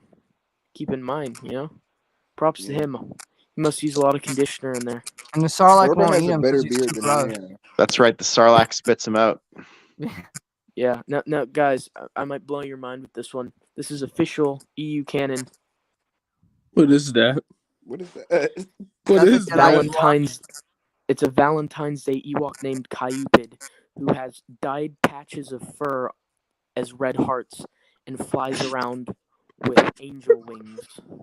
Just because your scientist said that they could doesn't mean that they should. Yeah. What do you guys Packages. They think? sold it. Now. Yeah, this is almost as great as the Skull Trooper, Clone Trooper from the Clone Wars MMO game.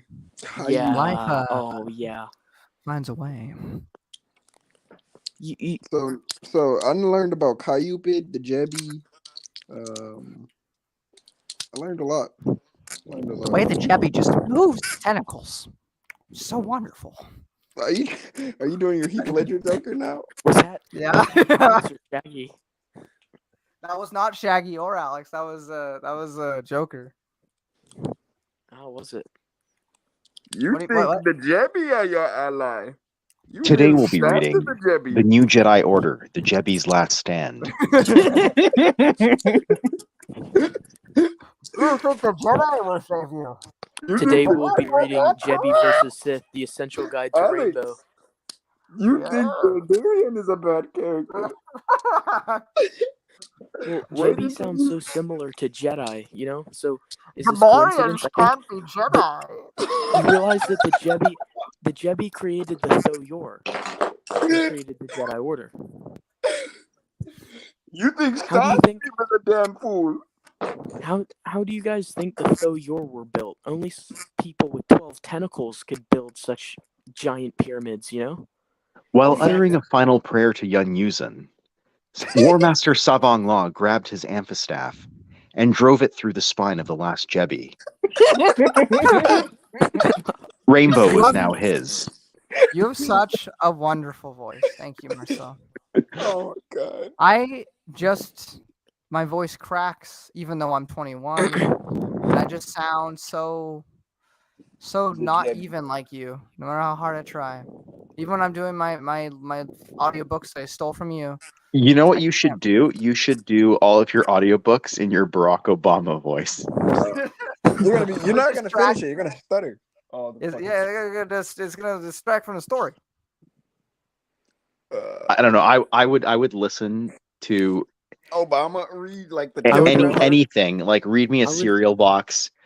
Read me. What if I read you You need to Jedi read some Prince as No, Heath Ledger? Alex, you need to read some Christian books with Shaggy's accent. I gotta read books in a Shaggy's accent. at that time. No, actually, Alex, new thought. I want you to read the most right-wing thing you could find in Barack Obama's voice.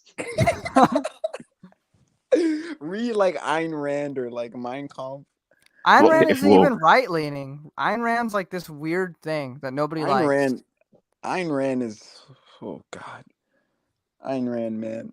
Or she's extremely atheist, and she's also extremely capitalist with no social things in it. Whereas what America has is a capitalist society with some social things, which I think is the best middle ground that we could have. She literally talks. She literally jerks off capitalism, and then talks bad about, huh? But no. Thanks to her, I have BioShock the video game. So I was about to say the exact same thing, Alex. What a base thing to say. Yeah. Dude, I was gonna say, I have the freaking opening monologue with Andrew Ryan memorized by heart. That's how much I love that game. She talks shit about welfare, and in her final days, welfare was the only thing keeping her ass alive. So the issue with her belief system, in my opinion, is that she tried really hard to make a society that worked under atheism, under the assumption that everybody would agree upon the same things, and her system fails the moment that anyone doesn't. So, because the whole idea is that, like, oh, you should be selfish, but because you're selfish, other people are also selfish, and so, like, it's really annoying because she's like, so, like, you shouldn't go. You should only give to charity if you so choose. I'm sorry. I'll drop it. Look, BioShock gets political without getting political. Okay. But I will say that Andrew Ryan, a man chooses, a slave obeys. So choose to ignore Ayn Rand. There you go. Ayn Rand. Whatever. Ayn Rand. Whatever, Marcel. She doesn't Rand. deserve me to correct. Yeah, she really wording. doesn't deserve it. Her correction for her name. I ain't gonna lie. Tidus. Andrew Ryan's cooler anyway. Tidus. Are you with us? Are you live? Tidus? I see a sad face in the private chat. We've been ignoring him. See, so I propose this. 1 minute to say whatever you want without anybody talking. Yeah. Okay. Sorry. Tidus,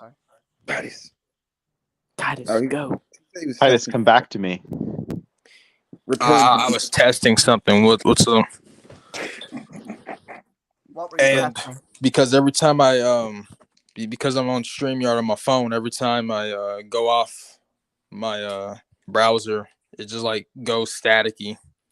And I can't even browse eBay without hearing Alex talk about politics while sounding like he's being zapped at the same time. Do I sound like a robot?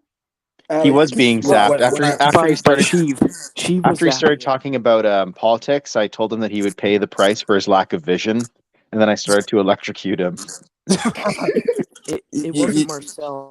Funny enough, he actually did have like a similar voice to one of the droids. What's the red torture droid at Jabba's palace? EV-99. Yes. It sounded like him. Yes, like the torture droid. Yes. I'm sorry. I thought I was sounding okay today. Do you think droids got like?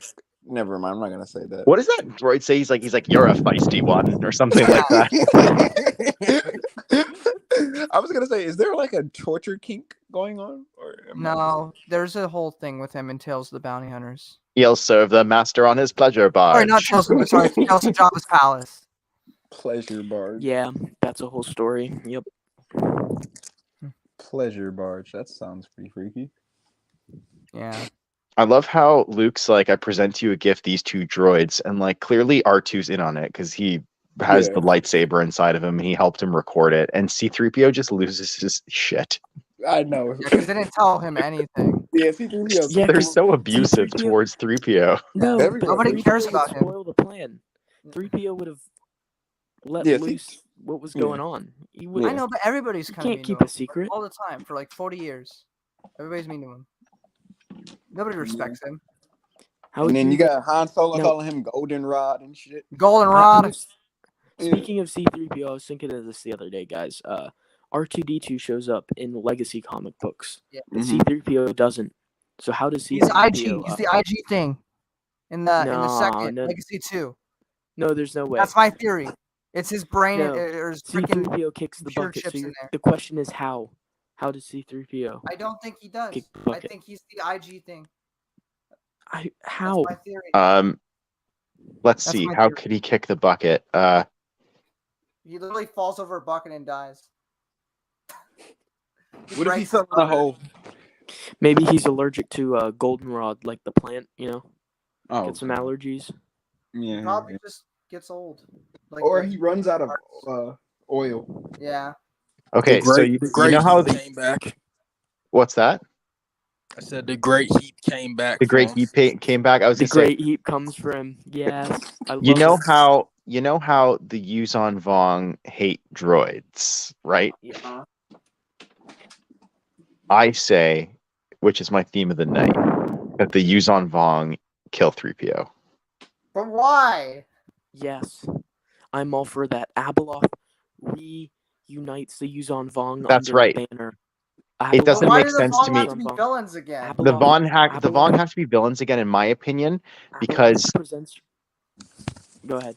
there's too much time between Legacy and the NJO Mhm. for people in the galaxy to hate the Vong as much as they did for Yeah. whatever Krait's plan in Legacy is for it to Yeah, work, that's right? 100 some years, right? Yeah. People forget. So they need a newer generation that fears the Vong in some way in order for that Mhm. plan to have any effect. And it makes total sense. Abeloth could present herself to them as one of their gods. And they could, follow her thinking she is one of their gods appearing to them, I don't remember all of the different gods that the Yuzon Vongs followed, but she could definitely have played with their minds and made them believe she was one of them, reunite them as a force. And I think That's what they Abeloth could have done some crazy stuff. So there's going to be a series that's going to be created if the expanded universe ever gets rebooted, or not rebooted, sorry, if the expanded universe ever comes back, and it's going to be called the New Jedi Order. And in the very first book, C-3PO is going to get crushed by a world ship. And the Jebi are going to get annihilated. And Yeah. the Jedi Yes. Order must summon the aid of the Great Heap. Well, that would be brilliant on their part, because I the Great think- Heap is intelligent. I think what's going to happen is that Luke's order is going to be strained to like a breaking point, because they've just dealt with, I don't know, like Darth Tidus. They've just dealt with the fate of the Jedi stuff, Abeloth, and then what's going to happen is there's going to be the lost tribe of the Jedi are going to come out of hiding, K-Kruk and his Jedis, and they're going to help Luke's order, and that's why they're around in Legacy, because they're going to help Now, Luke's order get back on top. Yeah. Question. Could, theoretically, Quinlan Voss and Dash Jenner still be alive and be part of Kukrook's academy? They'd be old. Absolutely. And- Quinlan and what Voss, about Jack? how old do you think he Jack is at the end? He's 16 Jack's- yeah. currently. Sorry, what? Oh, Quinlan yeah. Voss. Thanks, man. Yeah, thanks for that. I meant in at the end of Republic, like Republic issue 83. How old is Yeah. Quinlan Voss? He's probably what, like Early 30s, 40s, late 20s. okay, Oh, so I okay, think he's younger. early 30s. He's about Obi-Wan's age. He's Obi-Wan's age because So they trained as 30. Padawans together. Okay, so he's in his 30s. So by the original trilogy era, he's probably what, like mid 50s or so. So he's 70s, Are we 80s. counting the comic where Han meets him? Yeah. Sure. Mhm. Okay. Yeah, because he 'Cause looks about 50 that then. totally Or late fits. 40s. The Ghost comic totally fits. Yeah. Okay, so late 40s, early 50s in the original trilogy. Let's add on another 20 years. It works. Yeah. And No, that wait, Dash Jenner's 20 even years younger is than that. 20 years could've- is New I Jedi could've- Order. But after Fate of the Jedi and stuff, that's another Oh like, yeah, that's right. That's another like What- 45 what did you years. say, Tidus? I was just saying I couldn't imagine what an elderly or middle-aged Dash Junior would look like. ugly. Yeah, and Dash Jenner was only in his like 20s. He was young during Full the time beard of like, the and Empire. all. Like I He got just the had sense white he was hair. young. I mean, like that's why he looked old. Like he Yeah. had white hair, but He's he was a Jedi young guy. Legolas. He goes on to become an elf. No. Become an elf. Yeah, that's what Rings of Power Season 2 will be about. It'll be the Star Wars Middle Earth crossover with Oh. Dash Jenner. Then I Becoming might actually Legolas. give it. I might watch it then. Problem with Rings of Yeah, Power is that actually it's sounds somewhat fundamentally interesting. Tolkien. That's the biggest problem with Rings of Power. Forget the writing and everything else. It just doesn't understand what Tolkien's about, and you can feel it. You know, if Marcel, do you think Jax Pavin could theoretically be with Kukrook as well? I don't know, because now I'm thinking like if Kukrooks say because Kukrook obviously comes back into the Order sometime between Fate of the Jedi and Legacy, and his species is long lived. What is he like? He's a whippet. Yeah. Yes. Yeah. But like humans, Trasa like they'd as well. really be Trasa. pushing it. They'd be like in their 90s and their 80s. Mm-hmm. I could see a grizzled Dash Jenner, Jax Pavin, and Quinlan Voss, joining Luke's academy. Well, see, okay, listen, hear me out. I was annoyed with Han in Fate of the Jedi because he's so old and he's just a normal guy. He shouldn't be able to do it's for the fans. After Crucible, Luke Kukrook comes out of hiding finally, and comes with this academy of all of those younglings who he's trained are now grown up, and so to begin integrating them into Luke's Jedi Order without like breaking Luke's teachings, because Kukrook admits that Luke is in charge of the Jedi now. He's reestablished them. Kukrook realizes the old ways had their flaws, so Kukrook is content to be under Luke. We should see an old Jax Pavin, an old Quinlan Voss, and an old Dash Jenner, even if they're in their 80s or 90s, so that we can have the satisfaction of all three of them fought the good fight in the dark times. He's saying Dash Jenner, not Dash Rendar. Dash Jenner. From Dark Times. Right. So I'm saying 80s or 90s, grizzled, old, wizened, Quinlan Voss, Dash Jenner, and Jax Pavin. They fought a good fight in the dark times when hope seemed lost. So now that they're shaking Luke's hand, getting to see the Jedi Order continue could be something nice. I just think it's so fascinating. And I don't think that Jax Pavin should be alive. It pisses me off that he's still alive in The Last Jedi, because he literally ends the story right where he started, back on Coruscant, and just somehow escapes any repercussions from Vader or anyone else. Well, no, not any repercussions. He loses his love interest. I don't care, because they never established her to make me care about her. It just happens so suddenly. Lorraine Farak was so cool. She was cool, but they didn't do anything to make you care about her. Yeah, I cared about her. Maybe not to me. I can't believe it. Yeah, I've been spoiled for Coruscant Nights. It's okay. It's a garbage series after the second book anyway. It's not garbage, Tidus. Don't listen to Alex. Vader gets high on drugs in the third one, and then the fourth one. High on drugs? What? Yeah. He smokes some stuff. Alex, come on. That is literally what happened. That is way oversimplifying events. And he starts flipping out, and he does like the. We need Chief Talks on here to defend the Coruscant Nights trilogy. I like the first two. The first two are really good. The third one. The MedStar books are what you need to criticize. Then MedStar books are what introduces the Boda. The drugs that you're talking about are introduced in MedStar. Yes, so if you're going to criticize Coruscant Nights, criticize MedStar's MedStar. good. But MedStar is good. I'm intrigued about hearing Vader taking drugs. Like, what? Yeah. What? Vader is a cool guy. No, he wants to increase his power for some reason. Vader's taking the spice that is in MedStar. The Boda that Bear Sophie discovers.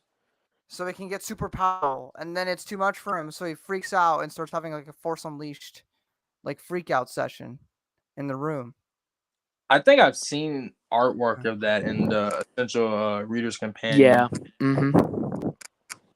It's really well done. I like the art for it. really confusing. I was like, why is there lightning around Vader?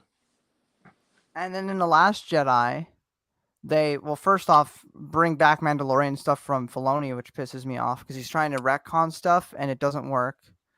And Jax runs around doing stuff that ultimately doesn't matter, and he ends the story right back where he started, back on Coruscant, fighting the good fight, helping the little guy like Spider-Man, right under the nose of Palpatine and Vader. Like Spider-Man. Listen, Yeah, 'cause listen, he's a- Alex. There's a bit in Coruscant Nights that says there are, like, I don't want to get this wrong, but it's something like 4 million human male Jax Pavins on Coruscant alone. Yes, but he's encountered Vader like 3 times in the series. Vader knows what his presence is now, and he just sits back on Coruscant again after 3 books of but going through Vader's hell. Why not preoccupied. just leave? Vader's preoccupied. He's got a secret apprentice. He's still concerned about Kenobi. He's got his comic series. No, he's not gonna- wow, He's whatever. looking for Dash Jenner. There's lots of things going on for Kenobi. The Wait, Kenobi Secret novels- Apprentice? Secret Apprentice? Who's a Secret Apprentice? You're talking about Galen Merrick? Yes. Yeah, Yes. somebody That's what he's talking about. Did you have Pish, a pish joke, posh. No, there's no Okay. joke. The joke is the Force Unleashed is canon to the EU. You know, Marcel, I feel how you do about not only Bounty Hunter Wars, but the last half of the Coruscant Nights books. Actually, and the 4th one isn't even called Coruscant Nights. It's called The Last Jedi because he's not on Coruscant until the end of the Alex, book. wait just a second. You can continue, but you've got to say the Last Jedi novel is leagues better than the Last Jedi movie. Sure, but that's like saying that. I'm trying to think of an apt comparison here. That's like saying Compare it to the Marvel comic issue called The Last Holocaust Jedi. versus a random car accident. No, yeah, I was gonna say that's like saying like it's me getting slapped is leagues better than like me getting dismembered by Yeah, there 4 you go. chariots traveling in 4 different directions. Yeah. Tied to That's all 4 true. of my limbs. Yeah. Because that's what watching The Last Jedi. I want to say I is really akin to. enjoyed the first 2 Coruscant Nights. Is that what you're I saying? really essentially? enjoy the first 2. Yes, embrace the pain. Except when it comes to Bounty Hunter Wars and the last 2 books in Coruscant Nights. And I'll say Hand of Thrawn 45 gave a better ending to Coruscant Nights than Michael Reeves did. So there's that too. And then yeah, Christopher I think so. Nelson was just on his game, I guess. Yeah, he really he? was. He really knows how to write better than. I can't be too mean to Michael Reeves because he has Parkinson's. So, and that was affecting his writing. Not to kill the mood, but Parkinson's killed 2 of my grandparents, so that's very unfortunate. Yeah, I wasn't trying to bring up anything. I didn't even know that. So sorry to hear that. Well, yeah, no, but yeah, I hate diseases like that. I think everybody does. Yeah. But, it's that part of life. But that it affected his writing. Well, I think it so. affected his writing. He had a co-author during those books because he couldn't do it alone. That's true. What Mara Catherine Bonhoff or something like that. Yeah. Oh, okay. But he also wrote the that was only on the last Shadow 2. Games. Yes, he did. Well, or was it just him? No, it was with Whiskey. Maya Catherine Bonhoff. Yeah, no, that one's really good. That one's really Shadow good. That's Games. his best book. Shadow Yeah, Games is a Star top Wars 10 is EU book so for me. good. It is. It's really good. And it Shadow never gets Games talked is- about. Shadow Games is top 10. I think I may have put it top 5. I don't remember. It's really good though. Man, House of the Dragon finale tomorrow, guys. Yep. 2 more years. I love hearing you guys discuss House of the Dragon. Like, I have nothing to contribute, but I just sit back and listen to what you're saying, and I'm like, But this is nice. Brendan, This if is you're cool. worried about sex and stuff, that is in both shows, Game of Thrones and House of the Dragon. but they're both more nuanced than just being porn. Oh no, I would say Game of Thrones is a bit more gratuitous, though. They've toned it down significantly. That's I just not... I just closed my eyes during those scenes, or just straight up skipped. If you're really that worried about it. I wish I could believe you, Alex. The thing is, finding time. I'm watching all these Star Trek shows currently. Well, I that's need to get better. around to all of those. That's a better use of your time. Yeah, it is. I'm watching all these Star Overall. Trek shows, and then I want to watch Doctor Who. That's a good show to watch too. And then I want to focus which on... Doctor? I want to watch... Well, I've not watched any Doctor Who so far. I would start with watch the all of them. reboot. I want to watch all of them. I'm not going to watch some of them. I want to do it in release order, though. There's like thousands of episodes. I would start with it's an old show and it's slow.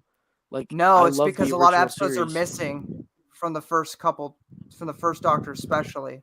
So it's gonna be really jarring. So I'm saying to go back after the fact. What do you mean missing? Like Lost? Because back when BBC was making those shows, they didn't archive episodes back in the day.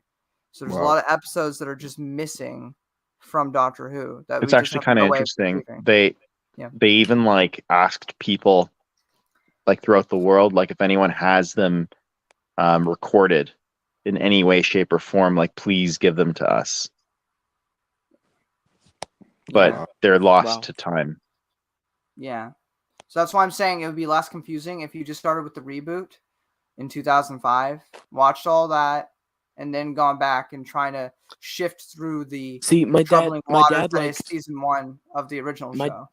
My dad was a fan of Doctor Who, like growing up in Britain, like in Scotland, it was a huge deal, obviously. He got reruns. He didn't like Matt Smith. It's my favorite of the new Doctors.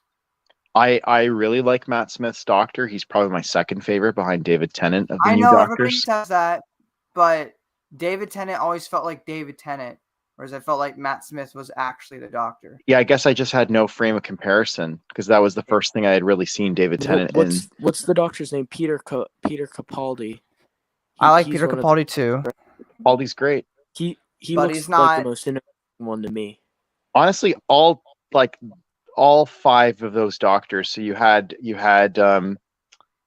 do you guys think? Christopher Eccleston? Yeah. You had John. Fantastic. You had John Hurt. John Hurt. Yes. And you had Doctor Who good because what? Some people. I haven't. I don't watch that. I don't watch the girl. I don't watch the one with the girl. After Capaldi, I stopped watching. Yeah, I stopped caring. Well, I tried. I gave it a few episodes, and it's not because she's a woman. I didn't care about that. I just was bored. It's I like Jodie Whittaker and other things. Yeah, I thought she was. Yeah, she seems fine, but I just didn't. I just when Chris Chibnall took over, I lost all interest in Doctor Who. Will you care again at some point if that changed?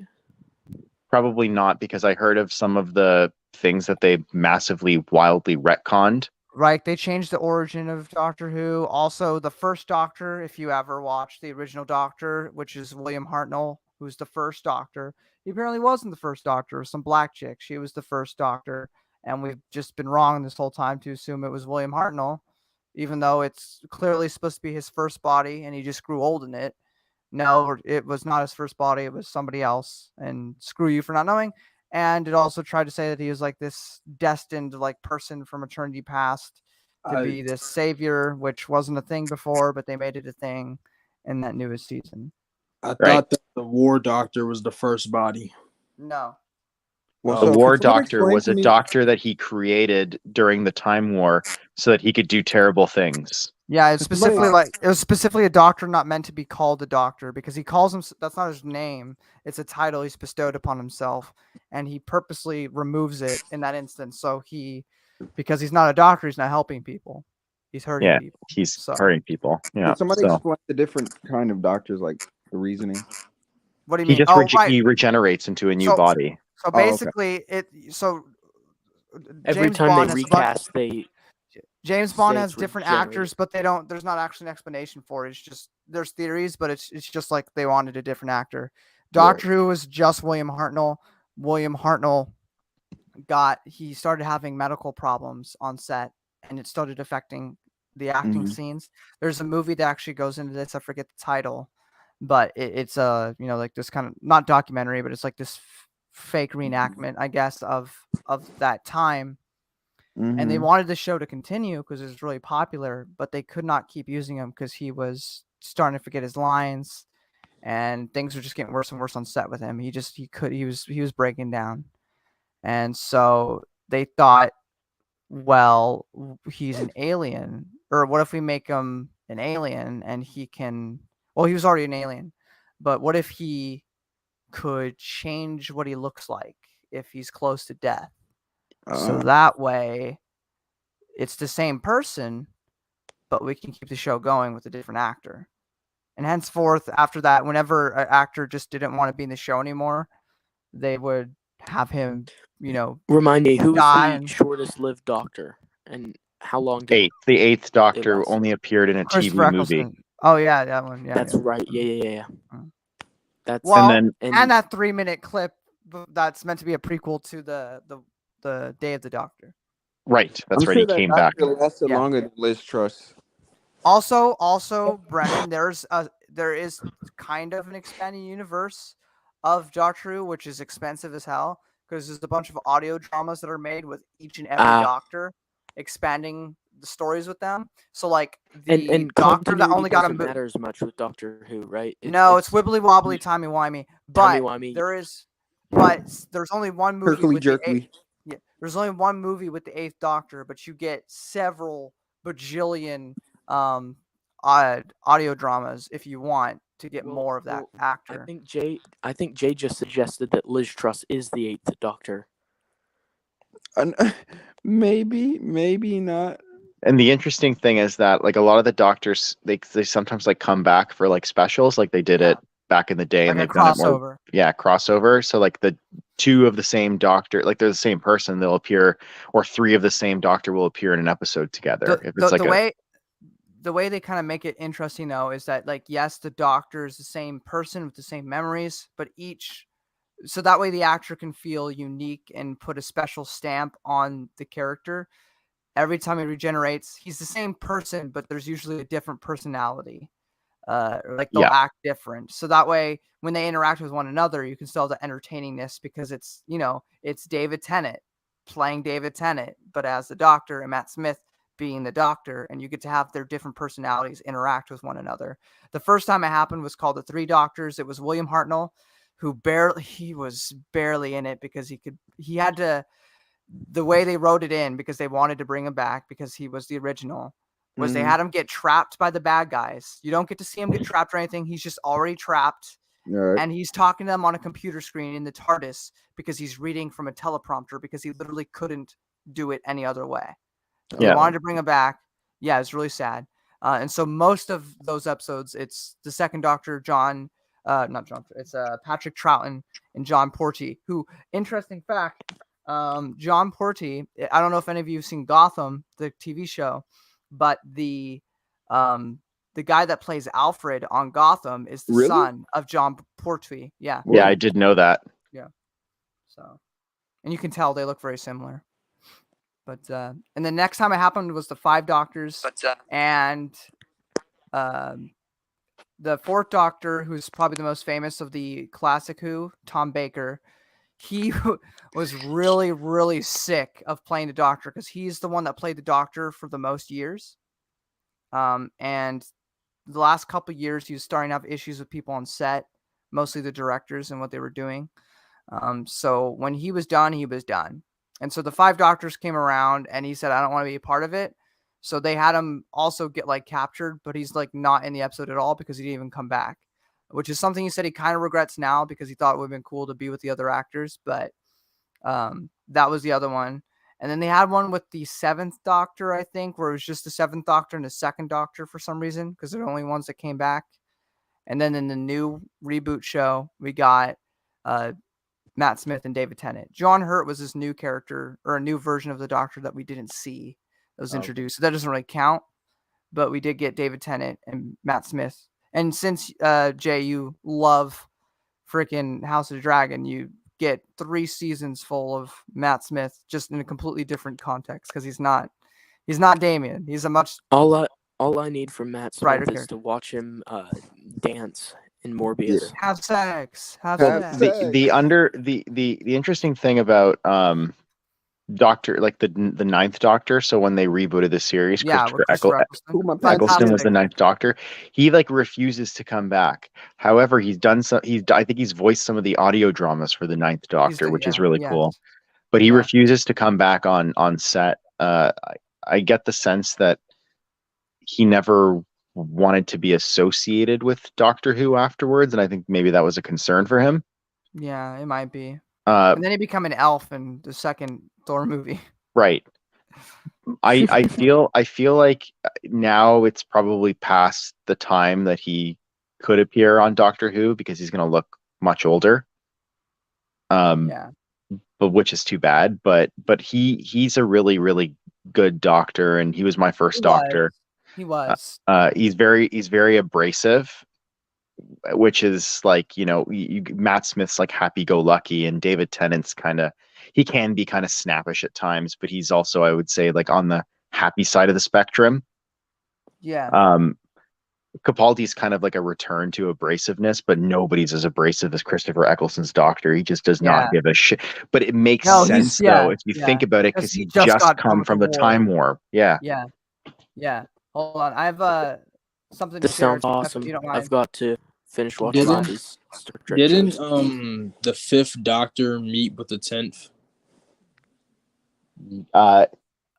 No. Wait, what? The 5th. The 5th met with the 10th? No, Yeah. I don't think so. No, that never happened. No. Oh no, no. I know what you're talking about. That was with David Tennant. That was for a charity thing they made, and that it's really funny because David Tennant married his daughter. Yeah, married his daughter. Yeah, and but The 5th Doctor's the blonde one, right? The blonde guy. Yeah. With was it celery? Yes. But that is something that happened. It was really cool. I have something. It doesn't really give context to the episode, so I don't think it's really a spoiler. But it gives you kind of the vibe for what Christopher Eccleston's like in the show. If you don't mind showing that, Quinn. Quinn? You want me to show a clip? Yeah, I have it in the backstage thing. I've been having a hard time trying to track down the old Who stuff. I was mostly trying to find Tom Baker's run of episodes. Yeah. This is a scene I see in the top corner of your desktop, Alex. What do you mean? Wait, what? No, this top is right. That's Thrawn. No. You can't prove that. All right. Oh my goodness. Alrighty. All right. So this is at the end of season 1, but it doesn't give you any context as to what happened in this episode or the story or anything. It's just his regeneration scene. And I think it perfectly encapsulates who he was throughout the season without going into spoilers really about the entire season as a whole. Oh, I didn't know that, Darth Sidious. It's like there was a singing. That's right. I sang a song and the Daleks ran away. I was at home. No, I wasn't. I was in the TARDIS, and there was this light. I can't remember anything else.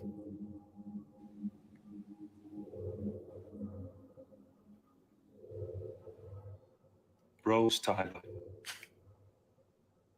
I was going to take you to so many places. Barcelona, not the city Barcelona, the planet Barcelona. You'd love it. Fantastic place. They've got dogs with no noses. Imagine how many times a day you end up telling that joke, and it's still funny. Then why can't we go? Maybe you will, and maybe I will, but not like this. You're not making sense. I might never make sense again. I might have 2 heads, or no head. Imagine me with no head. And don't say that's an improvement. But it's a bit dodgy, this process. You never know what you're going to end up with. Stay away! Tell me what's going on. I absorbed all the energy of the time vortex, and no one's meant to do that.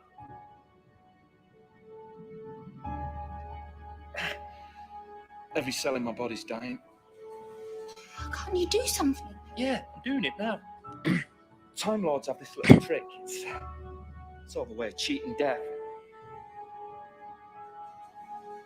Except it means I'm going to change. And I'm not going to see you again. Not like this. Not with this daft old face. And before I go... Don't say that. Rose. Before I go, I just want to tell you, you were fantastic. Absolutely fantastic. And you know what? So was I. Yeah.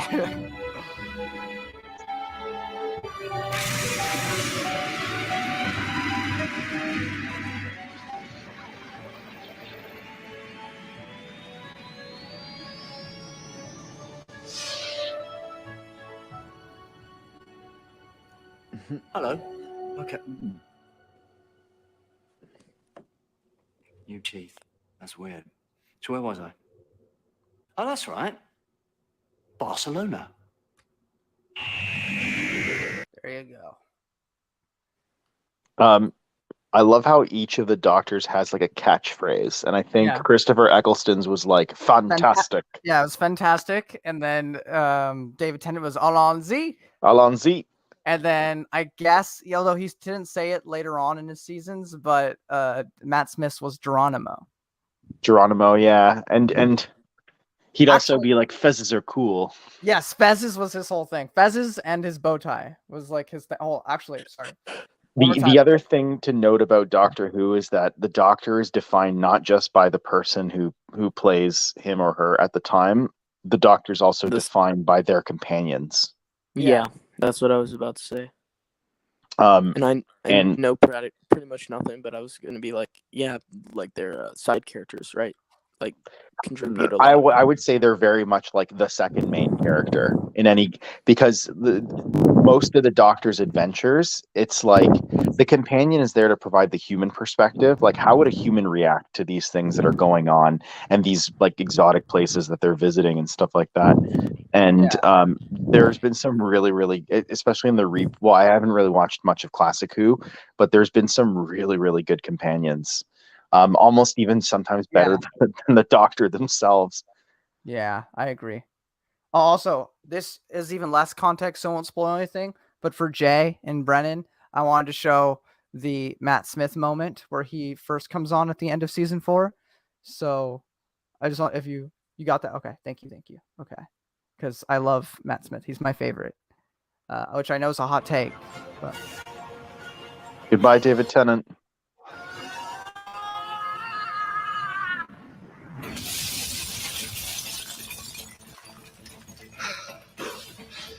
Legs.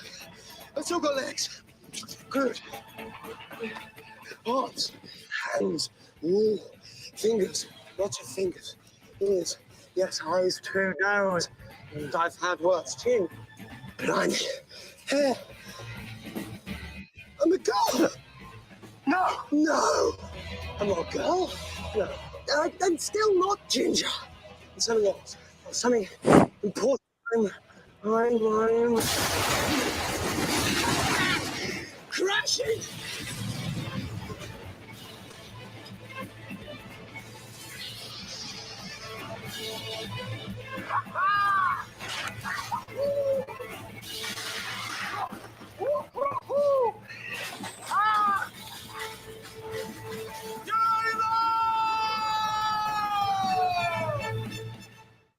Anyway, yeah, that's my favorite Doctor.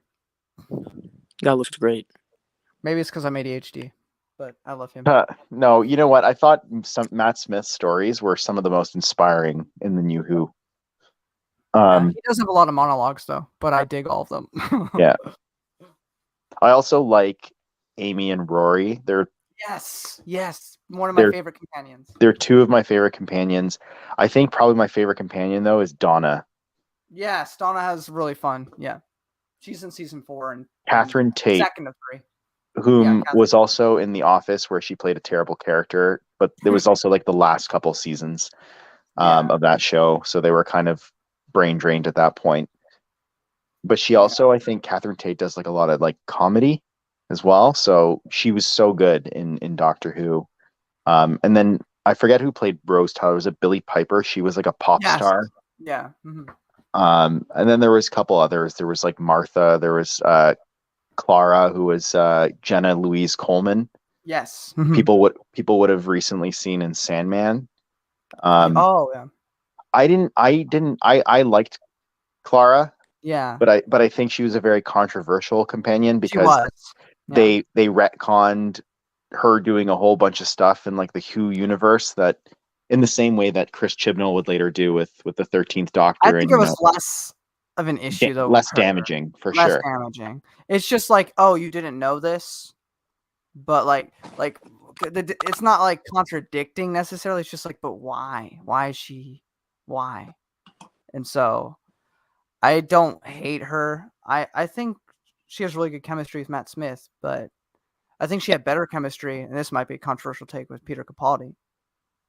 For sure. Then there's a couple like companions that they mentioned from like classic Who, like they all mentioned Sarah and who actually she's on the show, right? Yeah, she comes on the reboot. The reboot doesn't it's not saying that the classic Who didn't happen. All classic Who did happen. It's just it's the last thing we got was like from the 80s. And then there was just like a 20-year gap, and then they brought back the show in 2005, starting at season 1. So all the stuff that happened in classic Who did happen, but this is kind of like, if you've never watched the originals, you don't need to. It's a fresh start. It's a complete fresh start. Like there's no context needed. Yeah, it'll explain everything to you in that new show. Yeah, and it's I do odd. like to watch things. I'm a completionist, so I will eventually. Yeah, you should, but I just recommend doing it second because, like I said, those early seasons, it's really hard to watch because it's really disjointing because a lot of the episodes are just missing. Yeah. Right. That stops around Alex, the third Doctor. From then on, it's fine. They have pretty much all the episodes. Alex, while I have you here with good internet and a voice that you can use to explain your foolishness, I'm just kidding. You said that Sisko is the best Star Trek captain. Yes. You said you didn't have time to explain then. Please enlighten me, because so far, I think he is brash and probably the worst captain I have seen so far. Alex, I'll let you explain you're on this. season 1. He's not even a captain at this moment. Alex, I'll let you explain this, but I gotta go. I gotta go. Okay, sure. That's fine. That's fair. I gotta go, but I just wanted to make a parting comment to like kind of start off Alex's explanation. Is that Deep Space Nine has the greatest character development out of any Star Trek show, or maybe even like most shows that I've ever seen. Amen. I'm just gonna leave it at that. And that's not just with Sisko. That's with everyone. All of them. With the first all officer, of them. The first officer has already started to develop like 6 episodes in. Like they've already anyways, changed her character. I'll leave it at that. It's great. Alex can take it from here. Yeah. Thank you so much for staying on so long. You're in the same time zone as me. Thanks for being on here. You know, at 3:18 in the morning. No worries. Yeah. We love you. We all do. All right. Yeah, good night, guys. Love you, Marcel. Bye. Thanks. Bye. I also have church in the morning, so after my explanation, I'm gonna go because I gotta be there early to help with band practice. So I'm gonna be exhausted if I don't. So even though I know it's 3 a.m. for you, I don't know what you're doing. I know you also got stuff going on. Yeah, I've got church. My church is 11, so it's a later start. Oh, I guess you're good. Well, that's fair. You're good then. But my church is 10:30, but I have to be there earlier. So anyway, right, okay. Yeah, Sisko is the best because I love his personality. He grows the most out of any captain. Picard is basically the same throughout all 7 seasons. Kirk is fun, but he's nowhere near Sisko's level. Archer is arguably more brash because this is before the Federation, and he's just like me where I was with the Gamorreans. He is blatantly, in those first couple seasons, very racist. I will give you the benefit that by the end of the show, he has changed his views significantly. Doesn't change the fact that he I saw a begins clip of worse him than with Cisco. T'Pol. You know, Yeah, he's very racist to T'Pol. he ends up being okay with Vulcans by the end. Yes, of course. Cisco has a son in the show, and I think their relationship and stuff that goes on in there is really well done. Cisco ends up being vital to the overall main plot of the overarching plot of the show. He's the emissary. Yes, which will get more delved into as the show goes on. He also later on goes bald and gets a goatee, and he looks so freaking cool. And he just takes no crap, gets things done, and he just would absolutely destroy Kirk, Archer, absolutely Janeway. And the only one who could stand a chance is Picard because of how, good Picard is. But I think Picard is a great, fatherly captain. But he's also, I don't know. I don't like his approach to being a captain. I don't think there's anything wrong with it. It's just not how I would prefer. If I was serving under someone, I would prefer to be more someone like Cisco. But to DS9 being a better show as a whole, before I go to bed, the cast of characters that I have in that show, absolutely phenomenal. We have Quark, who is this. Quark is fantastic. Quark, my younger brother, who I'm making. Sorry. My younger brother, who I'm making watch Deep Space Nine with me, made him watch TOS and TNG with me. He finds it kind of dull at times, so I kind of have to force him to watch it. He loved TOS. He was fine with TNG. And with Deep Space Nine, he doesn't like it so far, but he said Quark is already like a top 5 character for him. So though he doesn't like Deep Space Nine, Quark is the bright spot for him. So I'm hoping he's going to keep him interested. Odo is also vital to the overarching plot of the show, as you will have things revealed to you later about him and his species. The shapeshifters and his species and stuff. But he's also has a great camaraderie and relationship and chemistry with Quark himself. Not to mention Kira, who deals with a lot of stuff with occupations and slavery and genocide. It deals with all that. The episode Duet, which was absolutely just an episode they needed to fill in time because their budget was low and they had to save it for the finale of the season. And so instead of just making some run-of-the-mill episode, they make one of the most fascinating and interesting character-driven little stories in that episode, because it's basically just in a room for the whole episode, but her conversations with the prisoner in that episode is just phenomenal. When you have somebody with the line, which you call genocide, I call a day's work, masterpiece of writing. Then we also have we have Worf brought into the show, and he obviously came from TNG, so it doesn't necessarily count in that aspect, but they do add Worf stuff gets to more his character development that wasn't in there. DS9, Yes, right? Yes, he does.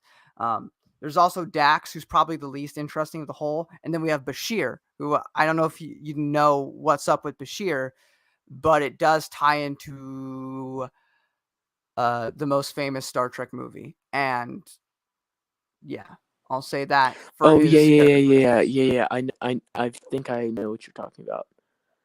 Yeah, Space Seed. I'll drop it. But with he's tied into this Noonien Singh, right? He is with the same type of advanced person. Yes. I read that. I guess I had some stuff spoiled for me. And on the villain side, we have the best villain in the shows of Star Trek, because I don't count Q as a villain. He's more of a chaotic evil, but I don't necessarily consider him a villain. Q is amazing. Yeah, he's amazing, but he's not really a villain, so I'm not counting him. So no. Yeah. So for best villain, outside of obviously Khan and the I forget the guy's name, but the Klingon from the 6th film, I give it I give it to the Cardassian. What is his name? Oh my gosh, how did I forget this? What's his name? Just a second. I just heard his name in the last episode we watched. Gol Gul Dukat. Dukat. Yeah. Yes, he is absolutely wonderful. Because they kind of had the Cardassians in a few episodes of TNG, and they're kind of like about- whatever. I hear Yeah, a lot of what? people who praise DS9 talking about plain simple Garrick as being a great character. Garrick is absolutely phenomenal. I love Garrick. Garrick is such a interesting character that you don't really know where his loyalties lie, and he's this really. I love his little conversations at the cafeteria with Bashir, and there's more development to be had with that guy. See you later, Tidus. He said he had to go. Yeah, I saw. Thanks for explaining that, Alex. Yeah, sorry. Basically, DS9 is the best Star Trek show, and you're wrong to think otherwise. To be fair, I'm 9 episodes in. Yeah. Get to Duet and then tell me you still don't think the show's better. I will agree with you. I was on the same page as you because I finished TNG and went straight into DS9, and then I got to Duet. I was like, if the show keeps up that, it might be better, and then it did, and then the show was absolutely better. Well, thanks for explaining that. Sometime I want you to rank all the captains. I will. Also, do you have HBO Max? No. No, because there's another show that you need to watch called Babylon 5. Yeah. I want to watch Babylon 5 as well, and Stargate as well. Stargate's on Netflix. Spin-offs. Yeah, I would watch Babylon 5 before Stargate because there's only 5 seasons, so it'd be quicker. And there's some Babylon 5 movies, correct? There is. They're not Television canon. films. Yeah, but they're also kind of forgettable. But there's also expanding universe. Small, but there is an expanding universe of Babylon 5 novels. But yeah. Anyway, I'm gonna head out. So if you and Jay are still Thanks, going, Alex. Thanks. Yeah. I'm glad I could actually be heard for once. My parents still aren't home, by the way. They're at Horror Nights for my mom's birthday. So that's such a romantic birthday outing. That's what she wanted for her birthday, so that's what they did. So, and my brother's there too. So, but yeah. Anyway, I will see you next time. Thanks for having me on. Appreciate it. See you, Alex. Thank you. Little bro of Star Wars. See you next time. See ya. Thanks, Alex. Jay, you still there with me? Jay, you live? Jebby got to him.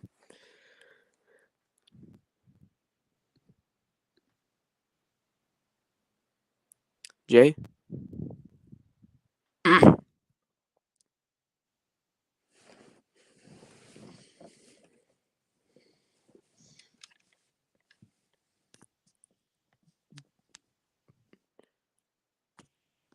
Alex and I put him to sleep. Or the Jebby got to him. Or both.